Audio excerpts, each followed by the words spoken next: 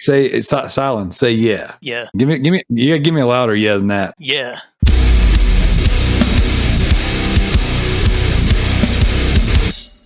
feel the minutes count down on the clock again. Feel like I'm playing in a game that I can never win. Time is running out, I know I gotta make a choice. So many whispers in my ear that I can't hear my voice. Tell me, will it end the situation that I'm in? Or am I bound to sit alone, drowning in my sins? Get right or get left, what will it be? Time is running out, the blood is flowing down the streets. People need to know we're living in a war zone. Hit the streets with the What's up, everybody? Welcome to the Loot Bros podcast. I'm your host, Residentdarrell, and tonight we've got some very special guests. We've got Johnson, Jim, and Joe. How you doing, brother? Yo, I'm good. How are you? And then we have the commissioner himself laying down the law, busting all the cheaters in their macros. We got JT. Wear them poop socks. That's right. Where they at? Where they at, though?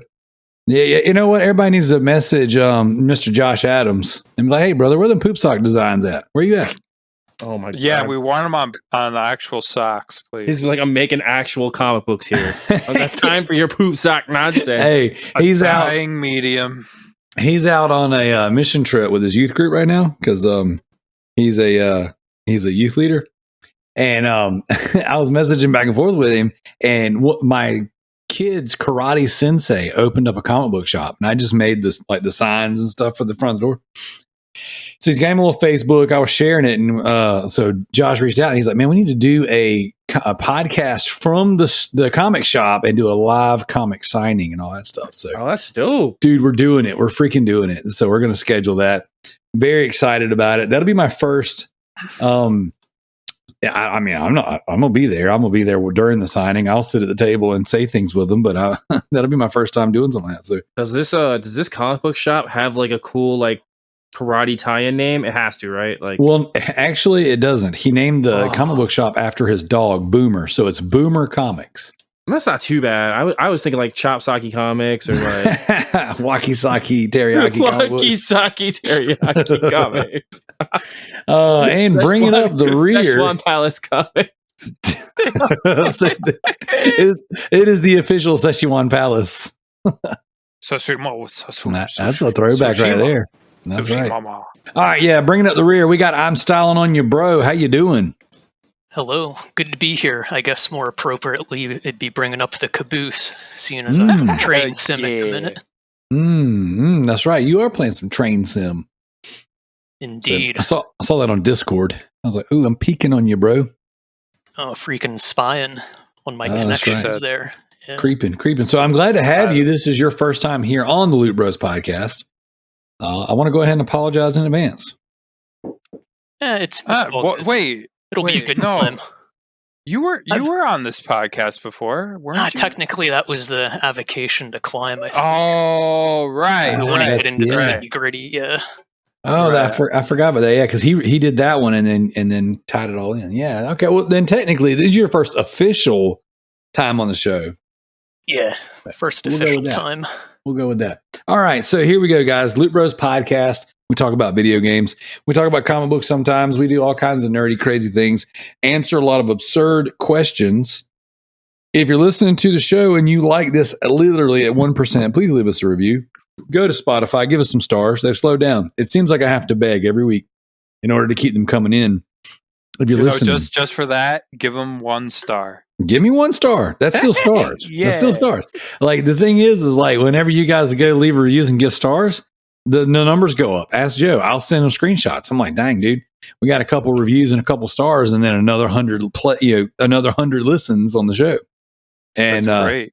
It really is. It makes a huge difference. And then whenever the stars go dry, the plays go dry. Well, I already gave my max stars. I only listened to you in 2 mediums. Create Spotify alternate accounts. and Apple.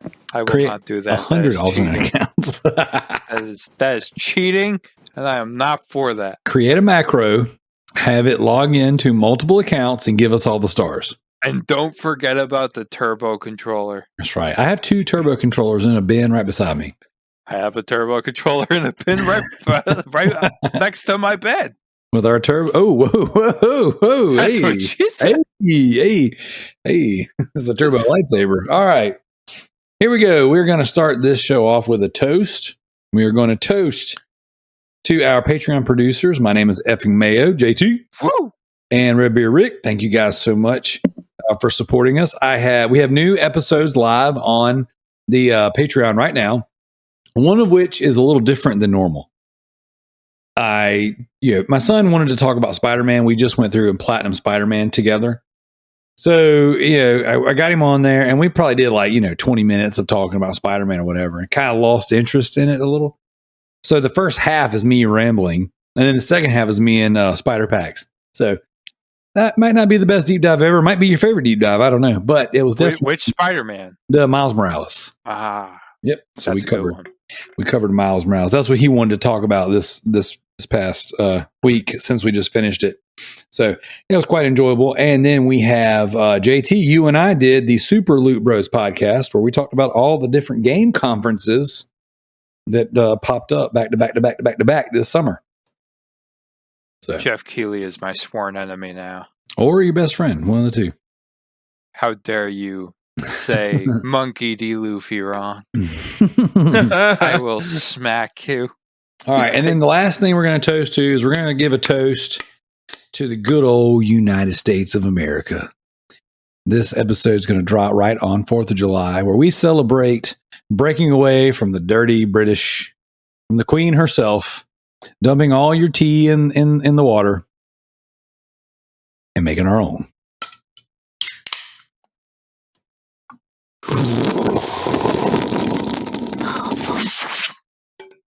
Oh, man. That's a plain old seltzer water right there. Did you guys know that if you take plain seltzer water, right? I prefer the Aldi brand Bella Vie. I think it's French. And you take like Mio's, like the strawberry pineapple energy or the tropical fruit energy, or even the lemonade Mio's, and you mix it in the sparkling water. It's like takes on a whole new thing. It's really good. And if you have the lime sparkling water and you put the Mio's lemonade in it, it tastes like Mountain Dew. It's crazy. And it's all compliant. It's all good for you. So that is your life hack for the day. So who wants to start us off? Joe, well, you usually don't typically start us off. What you've been playing? I mean, I know JT's got a freaking monster list. So why don't you start us off with what you've been playing? Who, JT or me? You. I want JT to go last. I mean, I guess I'll go first. I don't think I have a monster list. You said you got 40 platinums. Yeah, but I'm not going to mention. He's not going to talk about all of them. Why am I going to talk about trash? What the hell is wrong with you? You were rubbing it in my face earlier that you can spam and I can't. JT's bringing in the trash can this week. All right, fine then. I'm not gonna. No, let Joe. No. Now you get to go first. You got to go first now because you don't want to talk about your trash. All right. Now I'm gonna talk about my trash. I figured. All right, so wait. I'm confused now. You want me to go first? Please go first. Yes. Okay. All right, so I started the European stack for Persona 5 Royal. Since I already platinum the game, so all the cutscenes, etc., I'm just gonna blitz through it. He's so good in that game. Just gonna skip everything. Just gonna go right through, blitz it, get the platinum in 50 hours. Boom. I started Excel World versus Sword Art Online. It's crap, but I'm gonna platinum it. What were you expecting? Nothing. I didn't expect anything. Okay, I'm glad. I'm expected a video game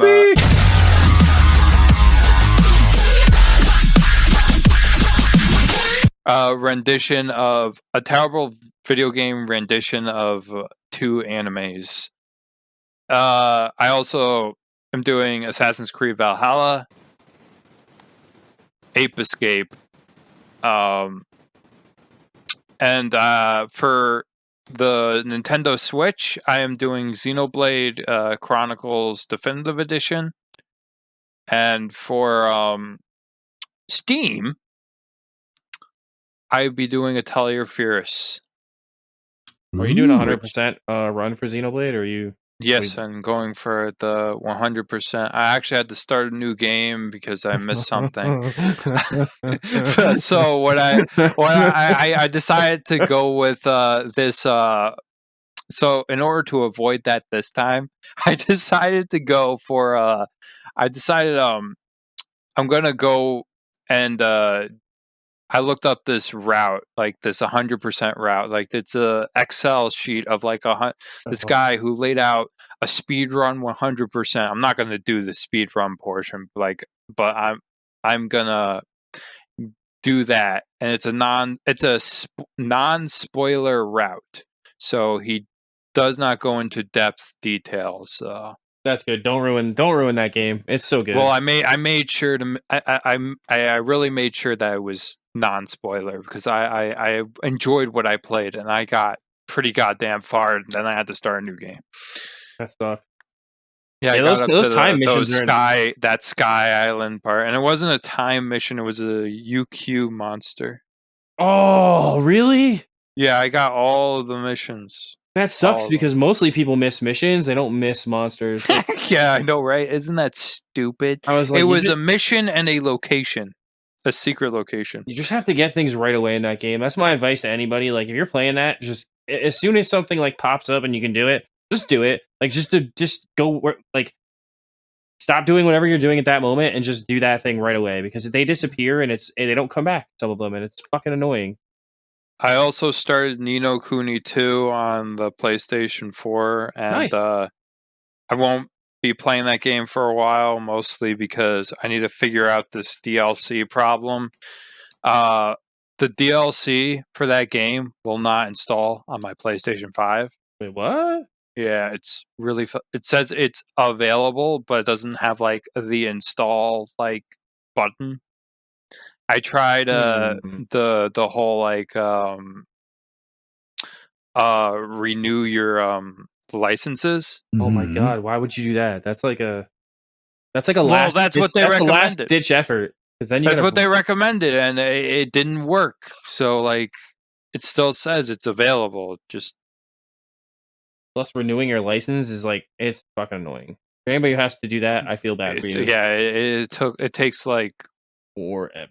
Did you ever? It takes forever when you have a lot of games. It took me 10 minutes. I had like 1,500 renewed licenses, and that's only because we got new internet that made it like fast.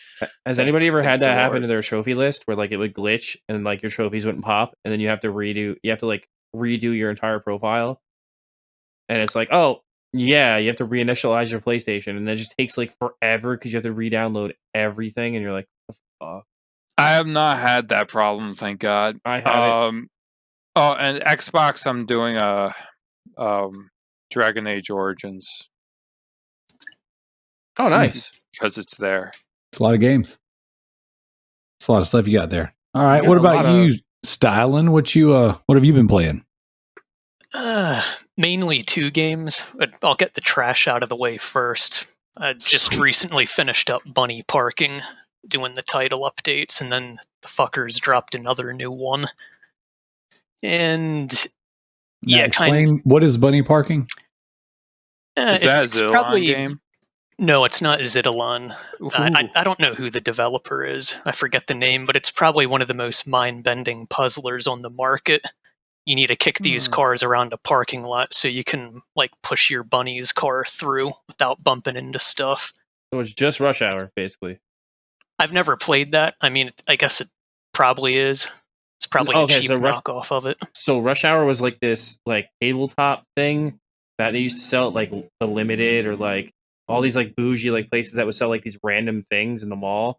And it was like this game where like it was a puzzle and you set up the cars a certain way. Then you had to maneuver the cars so you could get your red car out of the traffic. Well, the car your bunny has is red, so yeah, I guess that confirms it's a shitty knockoff of that. I'm about to sue somebody.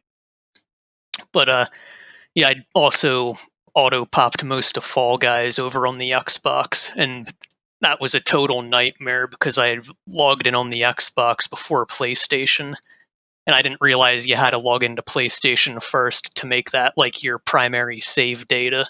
So then I turned on the Xbox and nothing auto-popped. So I had to get in contact with the Epic Game support and Oh wait. no! Yeah, I'll tell you what. When Fall Guys was owned by whatever it was originally when it came out, like their customer support was amazing. Like Epic closed down my case, did nothing, and said that my case was closed. And I messaged them back. I'm like, you closed this and nothing happened. Like, what the fuck? I expect nothing less. Yeah, they're Epic. Fuck your achievements and trophies. That's they said. yeah, they definitely went downhill with customer support. Oh, You're fuck, like, nerd. fuck achievement and trophies. You mean fuck PC gaming because their Epic Game Store is trash. Yeah, oh we man, talk about that a their lot. thing like bogs my computer down for like 5 seconds. It just like I log in and then everything locks up.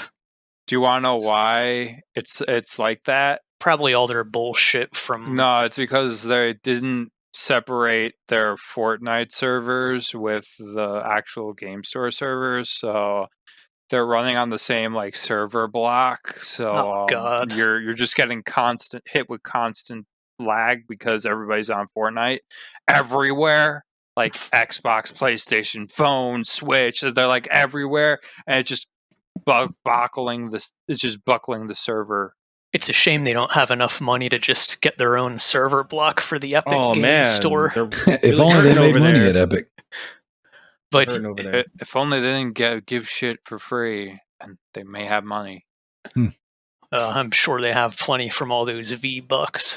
All the kids. No, they buy. have plenty of money. Yeah. They could. They're in the top 10 gaming companies for revenue right now. So like they can. Yeah, no They surprise can do there. what Steam does. They just choose not to because they're lazy. But I'd finally got all that shit taken care of, and it auto popped everything but like 3 achievements, and they're like the most easy things to do on the game. But of course, Thank God. yeah, the only downside is the new influx of players with it coming over to Xbox. Like everybody is so incredibly trash at the game. Like I can't purposely try to play bad and get them.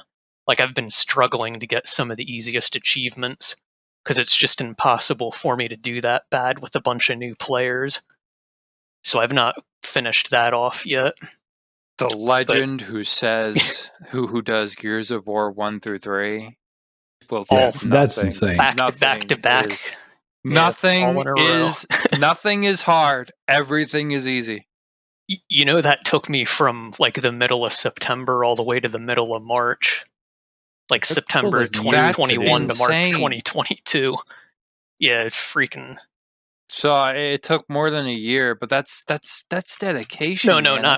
not quite a year. It was actually like 6 months? September, October, November, December. That's That's crazy. insane. Well, I The pretty fact much. that you did that worries me. In 6 months. Oh, dude, for Gears 1, when I got into the doing seriously 1.0, there were a bunch of boost groups, and I was like, this is my time to get it done. So I pretty much spent every single night of October doing 2-hour sessions. Yeah, I'm more worried about that. Gears of War 3, to be honest. That's the one. Like Gears of War 2 was easy. Easy from what I see. Yeah, I mean, 2 was easy, and then like the group of people I boosted with on 2, there was like an elevator glitch on one of like the petrol station maps to where you could just AFK it, and then if you had a turbo controller, you basically did nothing the whole entire session. So yeah, you just killed NPCs. That's all you had to do for the serious achievement. You just had to kill them. But they put in one called Veteran Gear where you had to get to level 100. Yeah. And the midway point was like level 83. So it's like, yeah, I'm making good progress. I'm in the 50s, and realistically, you did dick all. But Dang. 3 was crazy though. That for that one, man, I did that for like a week. How many times did you have to re-level? You had to. The re-ups weren't bad on that at all because you had to do so much. Like you had to get, I think, like 30,000 total kills with different weapons and everything. Yeah. So, like the re-ups, they came naturally. That was no issue at all. But like I played that game for a week with just one Xbox doing split screen, and then I was like, fuck this. I know my sister's got a spare. And then I knew CJ was kind of doing stuff on PlayStation, so I had 2 Xboxes here running, and then I had him help when he could. And then eventually my girlfriend at the time, she started wanting to do it because she got like a third of the way through 3.0 back in the day playing legit. So like I was playing with pretty much 6 accounts for the majority of that. And I mean, that shaved off like probably 200 or so hours, like doing 1v5 matches, just every waking moment of free time in the day, just killing my 5 AFK characters. You're goddamn Pretty- insane. Yeah. That's pretty wild. It's loyalty. We salute you, sir. Yeah. So when are you gonna do serious 4.0 and 5.0? Well, I needed a break from it. I want to Because do. that's even worse. I know, which makes me really want to do it, but it. And if you get an error code in 4.0, everything becomes discontinued and unattainable. Yeah, that's why I've kind of shied away. Like, obviously, that's only break. 4.0.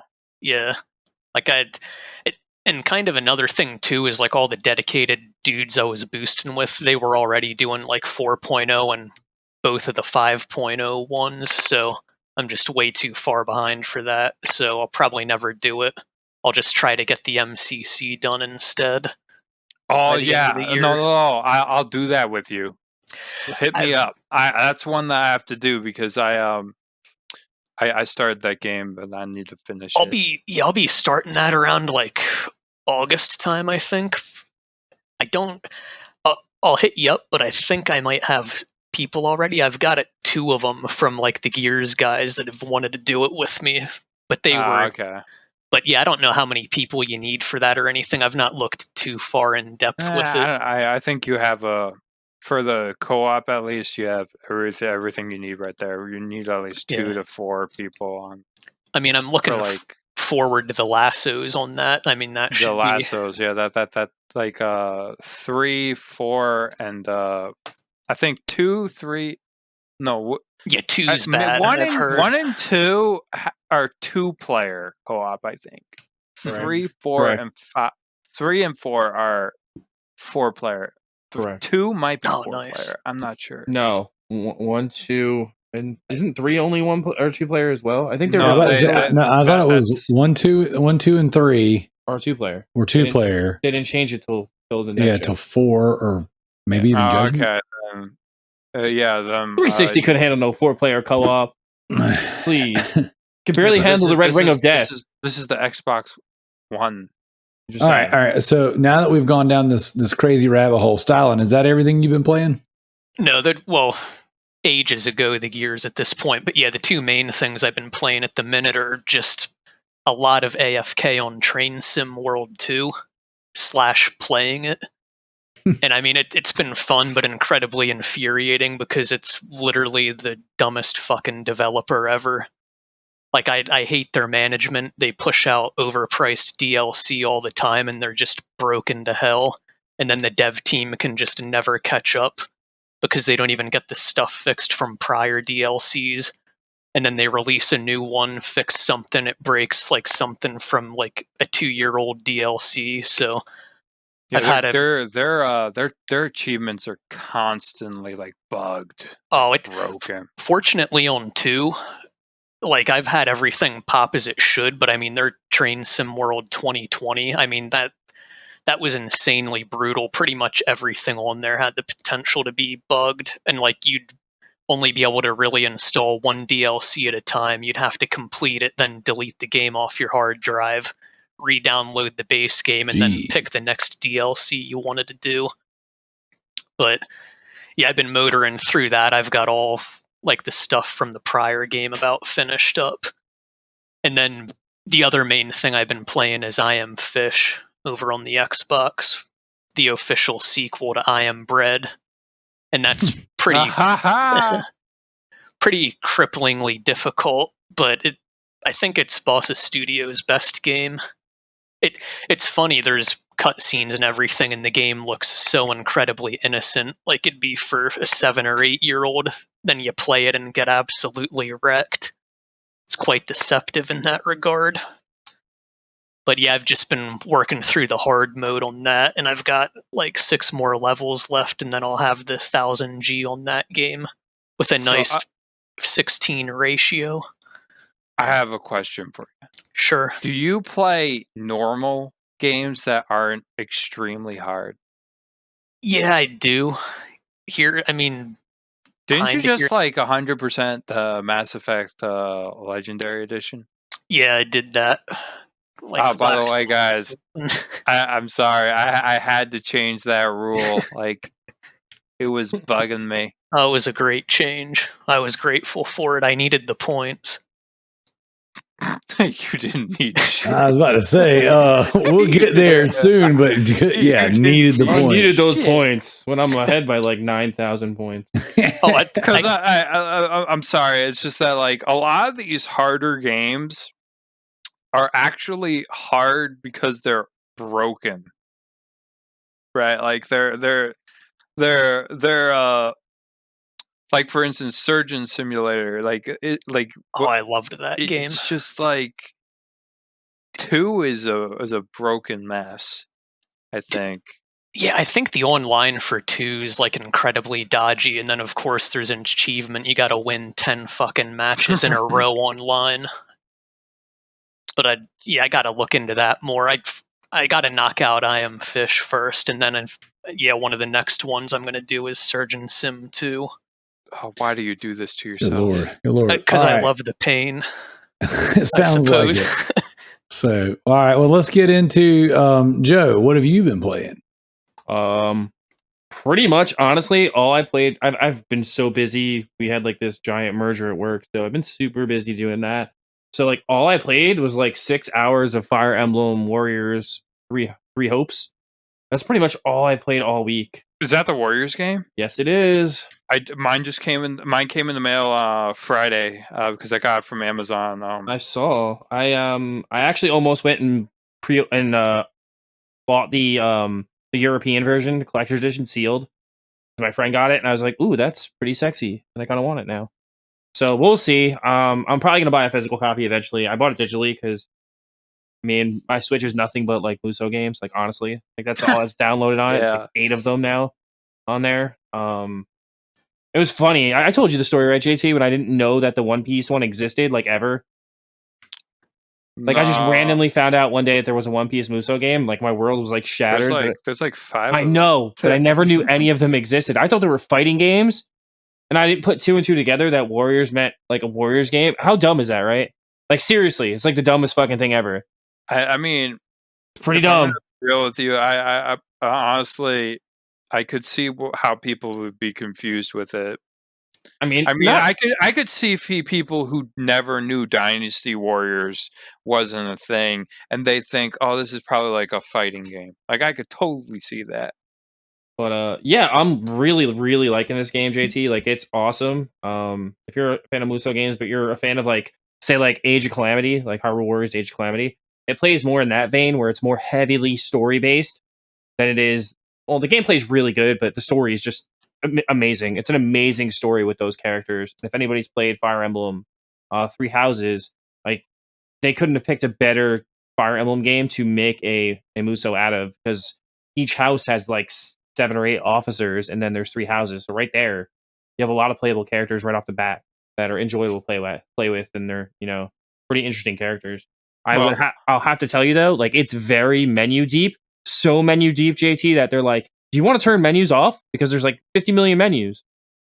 Because it's like there's like so many systems going on at once. There's like, oh, here's your crafting system. Oh, here's your level up system. Oh, here's your companion system. Oh, here's your support system. Oh, here's your activity hub where you can go and sing music with your guys, or go and make them dinner, or go and do this and that and the other. And I'm like, fucking A with the tutorials. Oh, here you can pick up this Bible thing and read it. It's like 15 pages deep, and like I put 5 hours in, and I'm not even through like the first chapter, just because like I'm doing everything and reading everything and just soaking everything in, and I'm just like really immersed in the game, and I'm definitely enjoying it so far. I'm probably not going to start it anytime soon. I really want to focus on like Xenoblade Chronicles 1 and 2, so that way I have to beat 2. I still have to beat 2. I would say I'm about like 60% done with it, and I just got so fucking pissed off with the map system in that game that I was like, fuck this game. Done for now. That was confusing. Done for now. Because I did play Xenoblade Chronicles 2 for a bit beforehand. And the map system in 1 is so much better. And they're like, no, we're not, route system. We're not going to use this. We're not going to use this map system anymore. No, this one worked. So we're going to use one that doesn't fucking work. So Darrell, you played and Stylin, did you guys play what the hell is it called? Jedi Fallen Order? I played a couple hours of it. I got to the middle on the Xbox One. It's on Game Pass, so like Jedi Fallen Order has this horrible map system where like you can't see if you're like up or down or if you're like in the middle section, the bottom. It's the same thing in fucking Xenoblade Chronicles 2. It's just horrible. It's like, go 55 yards this way, but it doesn't tell you if it's up or down or in the middle or sideways or up the animal's buttocks. It's like, it's ridiculous. I'm like, well, yeah. So let me tell you a story. I went, I followed it, and then I ended up dying to like a level 110 creature. I was like, why is there a 110 creature in the goddamn starting zone? What is this? Oh, I've done that 100 times. And like I told you, like if you like these games, you should definitely play X, because X is like the like completionist stream. Like that game took me like 300 hours. That game took me 300 hours to finish. I have a Wii U that I've been thinking about selling. I will not buy a Wii U. Sorry. Why not? Still thinking about selling it. Because I don't want to buy a Wii U. What's wrong with not wanting to buy a Wii U? There's some good games on there, man. I'll eventually emulate it. You'd be like, I'll play it on my Steam Deck. There you go. No, I'm I'll wait for it to come to Game Pass. Oh God Almighty, help us! All right, Joe, hang on, Joe. What else have you been playing? Nothing else. I mean, right now I'm playing Chocobo Mystery Dungeon, and I actually haven't played this game since like the original version, but this is like the remastered PS4 version, and it's really, really good. Like I'm like, man, I miss like dungeon crawlers in the vein of like Sharon the Wanderer and stuff like that. Like this game is dope. And I really recommend it to not only Final Fantasy games, but like dungeon crawler fans in general. Like, great game. This is a premium game, right? Yeah, I saw it on premium. I'm not sure if it's premium, unleaded, regular. I don't know. I don't know what service it's on at this point. You might have wasted your money. That's awesome. All right. First of all, it's never a waste of money. I'll never waste my money. PlayStation will always have my money and my heart. Always. PlayStation just has they have all my credentials. They just go into all the monies. Whatever monies I got, it's Jimmy Ryan's. It's like, Jimmy, take my money and my soul. The real thing is when I'm like, Jimmy, why didn't you take my money? What are you doing? Jimmy, my money was ready for you on payday, and you were like, you didn't release enough games, Jimmy. You got Reggie. He's like, my body's ready, and I'm over here like, my money's ready. Just take it from me. All right, so as for me, I've played a handful of things. I started a new account on the old PlayStation. Oh, boy. I know. I freaking did it. I freaking did it. You told them me. I did. But I didn't start it. I didn't start over to do like 100% completion or anything like that. I just started because there's certain games I want to revisit. Resident Evil. And yeah, like some of the Resident Evils, I want to platinum again. And like the Order 1886, I wanted to go back through that game so bad it was killing me. But without being able to get trophies, I knew I wouldn't. I don't know that I would have finished it. So I was like, you know what? I'm going to start another profile, and I'm just going to platinum my favorite games on there. Now I've got multiple profiles for various reasons. So I've got one that's called Poop Master 5000 or Poop Master 5K. Oh, really? Yeah. Oh my God! First party games. Yeah, because they are the dookie. I've got one that is the Arkham Dad, or it might be the Arkham Darrell. I can't remember. Arkham Dad might have been taken. And then I've got Comic Cast Darrell. And essentially what I've done is I've got my European account, which I think is RD Ghostwalker. No And so- Asian. No, No, I Asian, haven't gone that creepy. far yet. But basically, what I've done is this: is like every now and again, I need another profile for like one of the kids to play on, or like one of the cousins to play on, or something. And I'll like log in and make one, and then not write down the passwords or anything. I'm like, freak, I don't know what this is. So I just made another one, and then I'm like, freak, I don't know what this is. So I started one, the Comic Cast, Darrell. And essentially, I'm just going to use that to platinum Resident Evil 5 and The Order all over again. So I did it.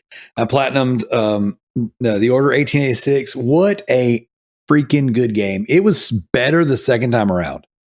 Like, there were certain parts of the game I didn't remember. I'm like, how do I not remember this? But it was excellent. I freaking love the game. Like, I love it more now than I did back in 2015 when it came out, and I platinumed it.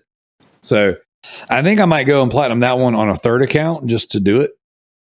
Daryl, Yo. what you just said is pretty much what I did with Spider-Man 2018. I literally installed it on the Chosen Seagull and beat the game, and I'm gonna re-platinum the game. I'm gonna get all the DLC in the game, Yes. and then I'm gonna be like, "Yeah, I did it again. I did it. Yeah. Why did I waste my time? I don't Why?" know. The thing is I've been sitting here for a couple hours every morning before I start my workday playing the game. And I'm I like, was like, forget the backlog beatdown concept. I'm just going to replay games now. I'm just like, I've this given is, up entirely on my backlog at this point. No, I haven't, because I technically added that to my backlog. No. You don't get to just make a new account and this is backlog again. Oh, whoa. Yeah, you can. do. Yeah, you can. Yeah, you I do it all the time. I was saying, we did that for Rick for a trophy contest. It's just like, I did that. I did that with 2 different accounts. I did it with that one Seagull and the Chosen Seagull. I bought it digitally just so I could have access to it again. I mean, I got the disc copy right here beside me, but I was like, I got Final Fantasy 13 twice. I wasted my time completely. So, but I mean, it was so good. A few hours every morning playing it.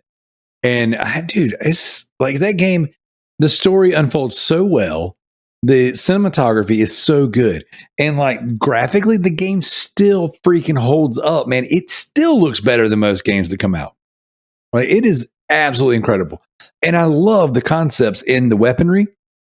Like, the game is so freaking good. And it like the story, everything kind of clicked. It made a little more sense this time around. Like little things that I just missed, I guess, playing through the first time. But man, I loved it. I did a boost session today for a couple hours with one of a good friend of the show, MZ Nitro, and we knocked out some Minecraft trophies. We did some of the multiplayer trophies. Oh, that DLC. Yeah. There's certain DLC packs that I need people to play it with. Yeah. And so we did that. I did a bit of a boost session with Gaz Davis and some guys that actually, it's another podcast, the PlayStation UK podcast, I believe is what it's called. I could be wrong. It's a group. We were all boosting the TMNT. Nice. Mm-hmm. So we did a 5-player arcade mode. We were trying to beat the arcade mode on the hardest difficulty. So hard. Yeah, the PlayStation Show UK. That's what it's called. Shout out to those guys. Yeah, so we did that, and it was you listened to that? I haven't listened to it. I didn't. They're like 5-hour long episodes. Really? They're bigger than they're bigger than Last Stand, like Sacred Symbols. Like they're gigantic. Really? They do because they stick in like Netflix, like what they're watching, what they're playing. Like they go over all the media, like what they're reading. It's crazy. Dude, you don't mess around. Like, people keep writing in ideas to add stuff to this show. This show will be a 5-hour show. But yeah, so I didn't realize I was playing with those guys. But yeah, so I got up with Gaz, and he had those guys in the group. So, excuse me, we all played. I played a little bit of Ape Escape, the PS4 version. Controls are butt. Controls are such booty, man. It definitely is a learning curve, for sure. I didn't play Ape Escape. I've never played Ape Escape before in my life. So this is one of those games that's kind of it's kind of like new to me. And I'm like, oh, everyone talks about how great it is. And I'm sure back in the day, PlayStation 1 Darrell would have loved it. No, I don't love it at all right now. So, but I think the platinum's about 5 hours. So I think I'm gonna stick it out and go for the plat. You get to that lava level where like the platforming is absolutely horrendous and the camera is like makes you want to kill yourself.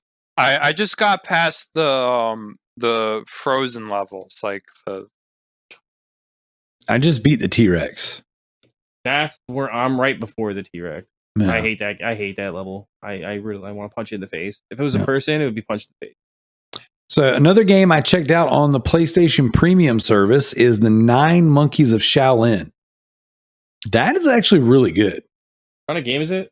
It is a side scroll beat 'em up, but it's like 2.5D with a little bit of with 3D character. Yeah, very very cool game. I quite enjoyed it. I don't know that I'll get the platinum in it, but it's one that I could definitely enjoy that. I hear it's not a bad game, so I was thinking about doing it for a bit, but like you just squat up and get the platinum in Shing. I need people to do that. Yeah, I can do that with you.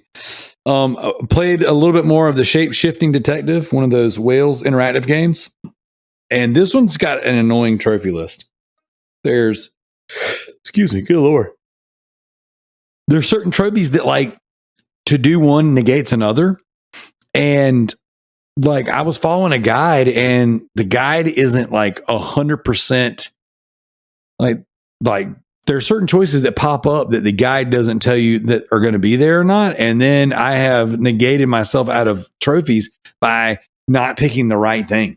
And so it's kind of frustrating.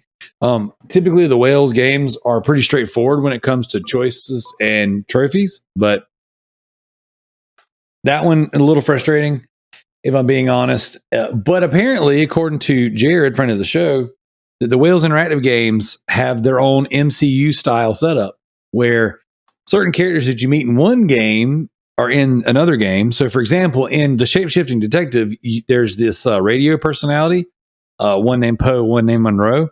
Well, there's another game called Dark Knights with Poe and Monroe. So it's like a whole nother story about them. And I think it's just like a series of short stories that they kind of narrate.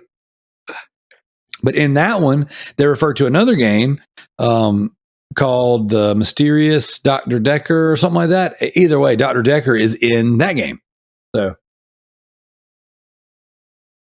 pretty wild, pretty cool how the Wales Interactive games kind of cross-pollinate. And then the last thing I got is I got the platinum for Spider-Man Miles Morales. So now I have the PS4 stack and the PS5 stack. And I did them in reverse order, so it wasn't auto-pop. Yeah. Sounds good to me. That's exactly how I did it too. I mean, you just don't sync your save files and you're fine. Yeah, you could start it up like doing the PS4 and then the PS5, and you won't auto pop it. You could do it either way. Which is the reason why when Tricky said that don't press migrate your save file. He did it by accident. I was like, dude, you have to manually press. You have to go in the game and do it. You can't accidentally do this. You have to do it this way. Oh man, when Corey called him out for that shit, that was legendary. I called him out on it when we did when he was in voice chat with the trophy war. Well, either way, whatever Tricky does is what Tricky does. So let's get on out of here. A couple things I want to point out real fast is if you're listening to the show, I know we've been doing a lot of rambling about trophies and achievements and stuff. There's going to be a lot of that this show, but we have a Patreon where we have extra episodes each and every month. For the $1 tier, we have what we call the Super Loot Bros podcast, which is something usually topically based for about an hour. Like I said, this month's episode, JT and I got together and did kind of a recap and kind of picked some of our favorite games that were shown from the PlayStation State of Play, the Xbox Bethesda Conference, all the Final Fantasy Showcase, all that stuff, Summer Games Week. So we got together and talked about those. And then this month's deep dive is Spider-Man Miles Morales. But we just hit 1 year of our Patreon existing. Whoa! Yep. Now, technically, we didn't do.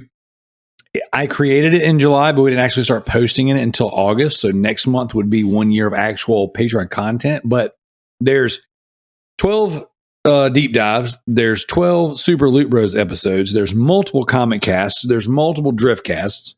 There's bonus blooper reels. There's all kinds of content in there. And some, you guys have I think it was Gaz that actually mentioned that, like, if you don't have to use the Patreon app to listen to the Patreon, you can actually copy the RSS feed, plug it into any of the podcast providers that you like to use, and it'll populate everything there. So if you like Apple Podcasts, or I think actually you can't do it with Spotify. I think Spotify is the only one that blocks Patreon, but I know Google Play does it, Castbox, Overcast, all those places. So if you guys are interested in joining the Patreon, even if you get in at the $1 tier, there's plenty of content. Speaking of, we're going to have some new episodes of the Loot Bros Comic Cast going live very, very soon. And then I've got some reviews, some comic book reviews coming up. So on, I believe, the 18th, sometime in July, I'll be dropping some reviews for some upcoming comics that I was given review copies of. So pretty stoked about that. All right, let's head on over to the leaderboards. Oh boy. Stylin, which one you want to go first? You want to do the ImStylinonyaBro leaderboards, or you want to go to the PlayStation Sony Pony leaderboards first? I do the PlayStation one. I know I hate to keep ponies waiting. That's right. I can hear him. All right. In first place, the Affectatious Daunt with 436 trophies. No way. Yep. Oh. That's a slow week for him. It was a slow week, but you know what? He was playing Final Fantasy 14, so he probably put in 1,000 hours this week. He got that plus zero, that thick plus zero, that e-penis plus zero. I was actually fucking with him earlier this morning. I'm like, I hope you get a 0 for that, because you're supposed to play the games yourself and you need other people to help you get that done. So you shouldn't be allowed to get credit for that. Well, he wasn't going to get credit anyways. It's DLC. That's right. The commissioner was on it. So he was shutting it down. But I want to give a shout out to CJ. That dude puts out some stuff, man. He plays some games. So you guys can learn a lot from CJ. Playing some real games, some real spam. Well, he does both is the thing. Like, he's insane. He is. He's a monster. My favorite kind of monster. He puts out all the good stuff. So, all right. Then in second place, we have Dat One Seagull with 304. Playing some of that Persona 5 Royale. EU, baby. It's pretty dope. Third place, we got Stink Palm. He almost broke 100. 93 trophies, playing this year's Game of the Year. My name is Mayo 3. Ho! Still have to do that. Yeah. I can't wait. I can't wait till January.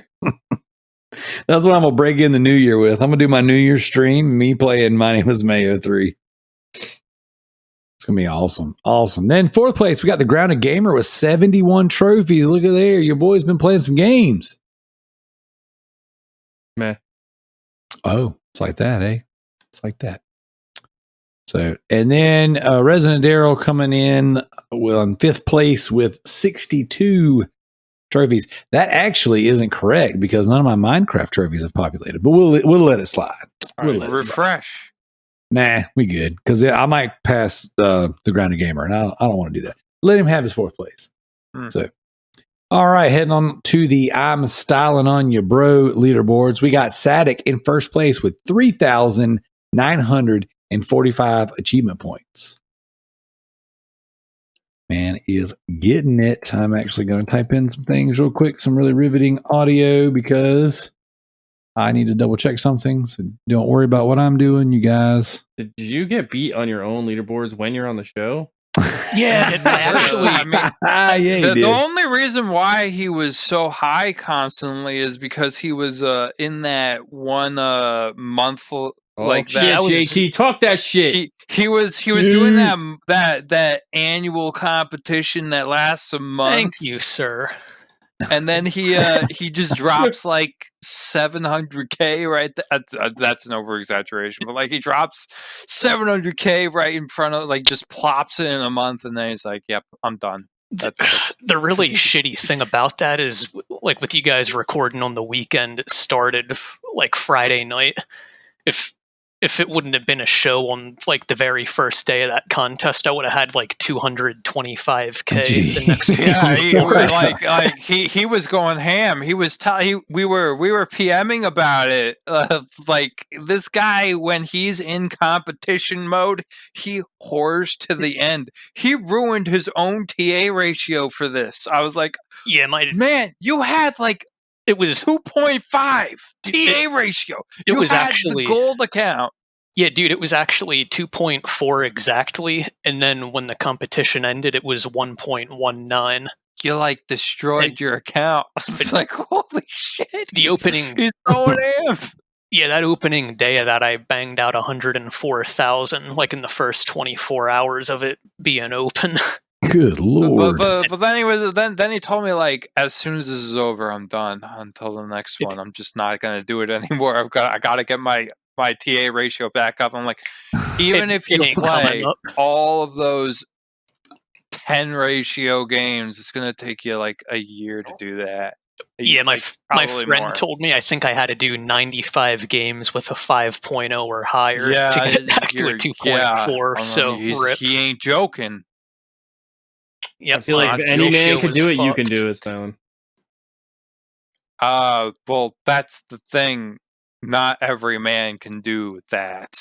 So, yeah. It's definitely something special there. Definitely something there. So, all right. Next up, we have ImStylinonyaBro with 3,705 achievement points. Oh, yep. Yeah, back to what Joe said. I couldn't top it the week I'm on. I didn't want to do it, but I thought, I'll throw on the blind postman today because last night, to keep my achievement streak up, I did the PC version, and you get 5 achievements just for turning the game on that you like already ghost unlocked previously. I thought, good, maybe I can beat Sadek, but then the fucker got more points throughout the day. Like, when I checked earlier, I think I was at like 3,800 and he was at 4,200. Jeez. So it actually kind of came back closer here. But well, then we got third place Sony Pony to you with 1,205 achievement points. Also playing the blind postman. Yeah, I told him about that title update.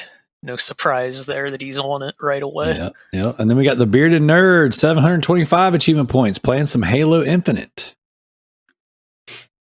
And then we got GDI Master Ace in 5th place with 410 achievement points, playing some Fall Guys. So there we go. Nice. There's the leaderboards. Next up, we'll start with the Backlog Beatdown. Now, this one's been getting pretty interesting. So I've been gaining some ground on you nerds. Oh, shit. So, yep. ImStylinonyaBro, 105. CJ, 75. We got Diego with 66. Redbeard Rick with 63. Residentdarrell with 61. So I'm creeping up on you nerds. JT with 46. Gareth with 44. Jared with 24, which Jared asked me to double check that. I think I might have missed one of his. Yeah, I can't yeah, I think all his stuff's set to private, so I think something about his privates. Yeah, he set his accounts to private. Yeah. Like anybody who's not a friend can't see it. Yield is at 23. We got the Bearded Nerd at 21. We got Alex at 20. James the Nerd 19. Joe at 16. MZ at 16. Noah the Builder at 15. Tricky Mick 15. Kalai at 10. Which didn't Kalai say she beat Shovel Knight? She did. Is that with Shovel Knight added? I don't think so. She's been adding her own things. Okay. Like I saw her add some stuff. You know what? I got it brought up right here. I can double check. Kalai, Shovel Knight, Switch. Yep, there we go. Yeah, I'm pretty sure I saw that as It's good to see Kalai playing some games. We got Homer with 9, Corey with 9, Dino Killer with 8. Now, Dino Killer is Zach, the Bearded Nerd. That's his wife. She has Ah. joined. Since BWow's on the board, Dino Killer had to get on the board. We got Spider Pax with 8, BWow with 6, Jim with 5. Good to see Jim's doing better, and he's get back on the leaderboard. We need a spouse leaderboard. I mean, yeah, why not let them compete with the rest of us? You never know. Our spouses might pass all of us. So what's your wife playing, Joe? It's called parenting. You're supposed to say D's nuts. No. I wish. God, oh, dang. Sadik with 5. And then everybody else at the bottom quit playing. So not even gonna read them out. The graveyard. They're all, Yeah. I mean, like, some of them quit because they don't like my rulings. Like, Levi. I'm actually surprised that James McCall, GDI Master Ace, I'm surprised he quit claiming. He's always beating games. I'm so shocked specifically because he always does it. Even like last year, I'm like, whoa, why isn't he posting? I think he's going to come back next year. Levi's going to come back next year with the Be Legit, and then halfway through, he'll change all the rules. And you want to know what? He's gonna have a prize, and then I'm gonna be like, if you want to join here, I'm gonna up the ante. I'm gonna double his prize. There we go. $1 million. All right, guys, you ready for some community questions? Yep. Yeah. Here we go. Ender writes in, and he says, how do you feel about the whole cheating controversy? We know Joe's stance on macros equals cheating. What about exploits that allow you to get trophies that are just developer oversight? Does developer intent in any role, does developer intent play any role into whether using an exploit to cheese a trophy? What do you guys think? Is that okay or not okay? I got this. Okay, so Commissioner, let's go. If it is a glitch, like an exploit that is within the game, for example, in God of War Ascension, the bad one, Whoa, that game was actually pretty good. I'm talking about in relation to the other God of Wars. It's not as good as them. Like, it's, if you look at it objectively, it is a great game. I agree. It's the Gears of War judgment of God of War. Yeah, exactly. There you leave Judgment alone. I like that game. That game's great. It's just a bad Gears of War game. So in God of War Ascension, there is an exploit for the combos, hitting combos. I think it's like 10,000 hit combo. You can hit a wall 10,000 times, and you will get those trophies. That to me is not cheating because it is something that is in the game. It's cheating, but it's cheating in a appropriate manner. It's a good cheating. There is that cheating, and then there is cheating using a third-party item or software to bend the game to your will, and that's not okay. When you start to go, because when you do like speed runs, all these people doing speed runs, like the Twitch channel, what's that channel? I forget. GDQ. Yeah, whatever it is. There's a lot of them. They do skips, and those are exploits in the game that they just glitch through a level, and then it's 75% of the game's done. That's fine because that's allowed there. But the moment you start doing like third-party stuff, like and manipulating things from a third-party aspect, that is when it's cheating at a level that it's not good, and I will not accept it. Get him. Wow. Get him, Commish. Trophy. Whoa, wow. All right. What about you, Stylin? How do you feel about cheating? I really don't care. I don't do it myself, and I mean, I've gone onto the PSNP boards and shit, and I've seen disputes, and I don't know, I just think it's a bunch of drama I don't really like to get involved in, because I get frustrated enough at my own games, let alone the stupidity of others with cheating. But cheating drama is the best drama. well, how about for Red Dead Redemption? You know, there was a huge drama a couple years ago. It's probably still going on over there on PSNP. But like everybody was against, you know, the Run Like the Wind trophy for surviving like bounty 24 hours in GTA Online.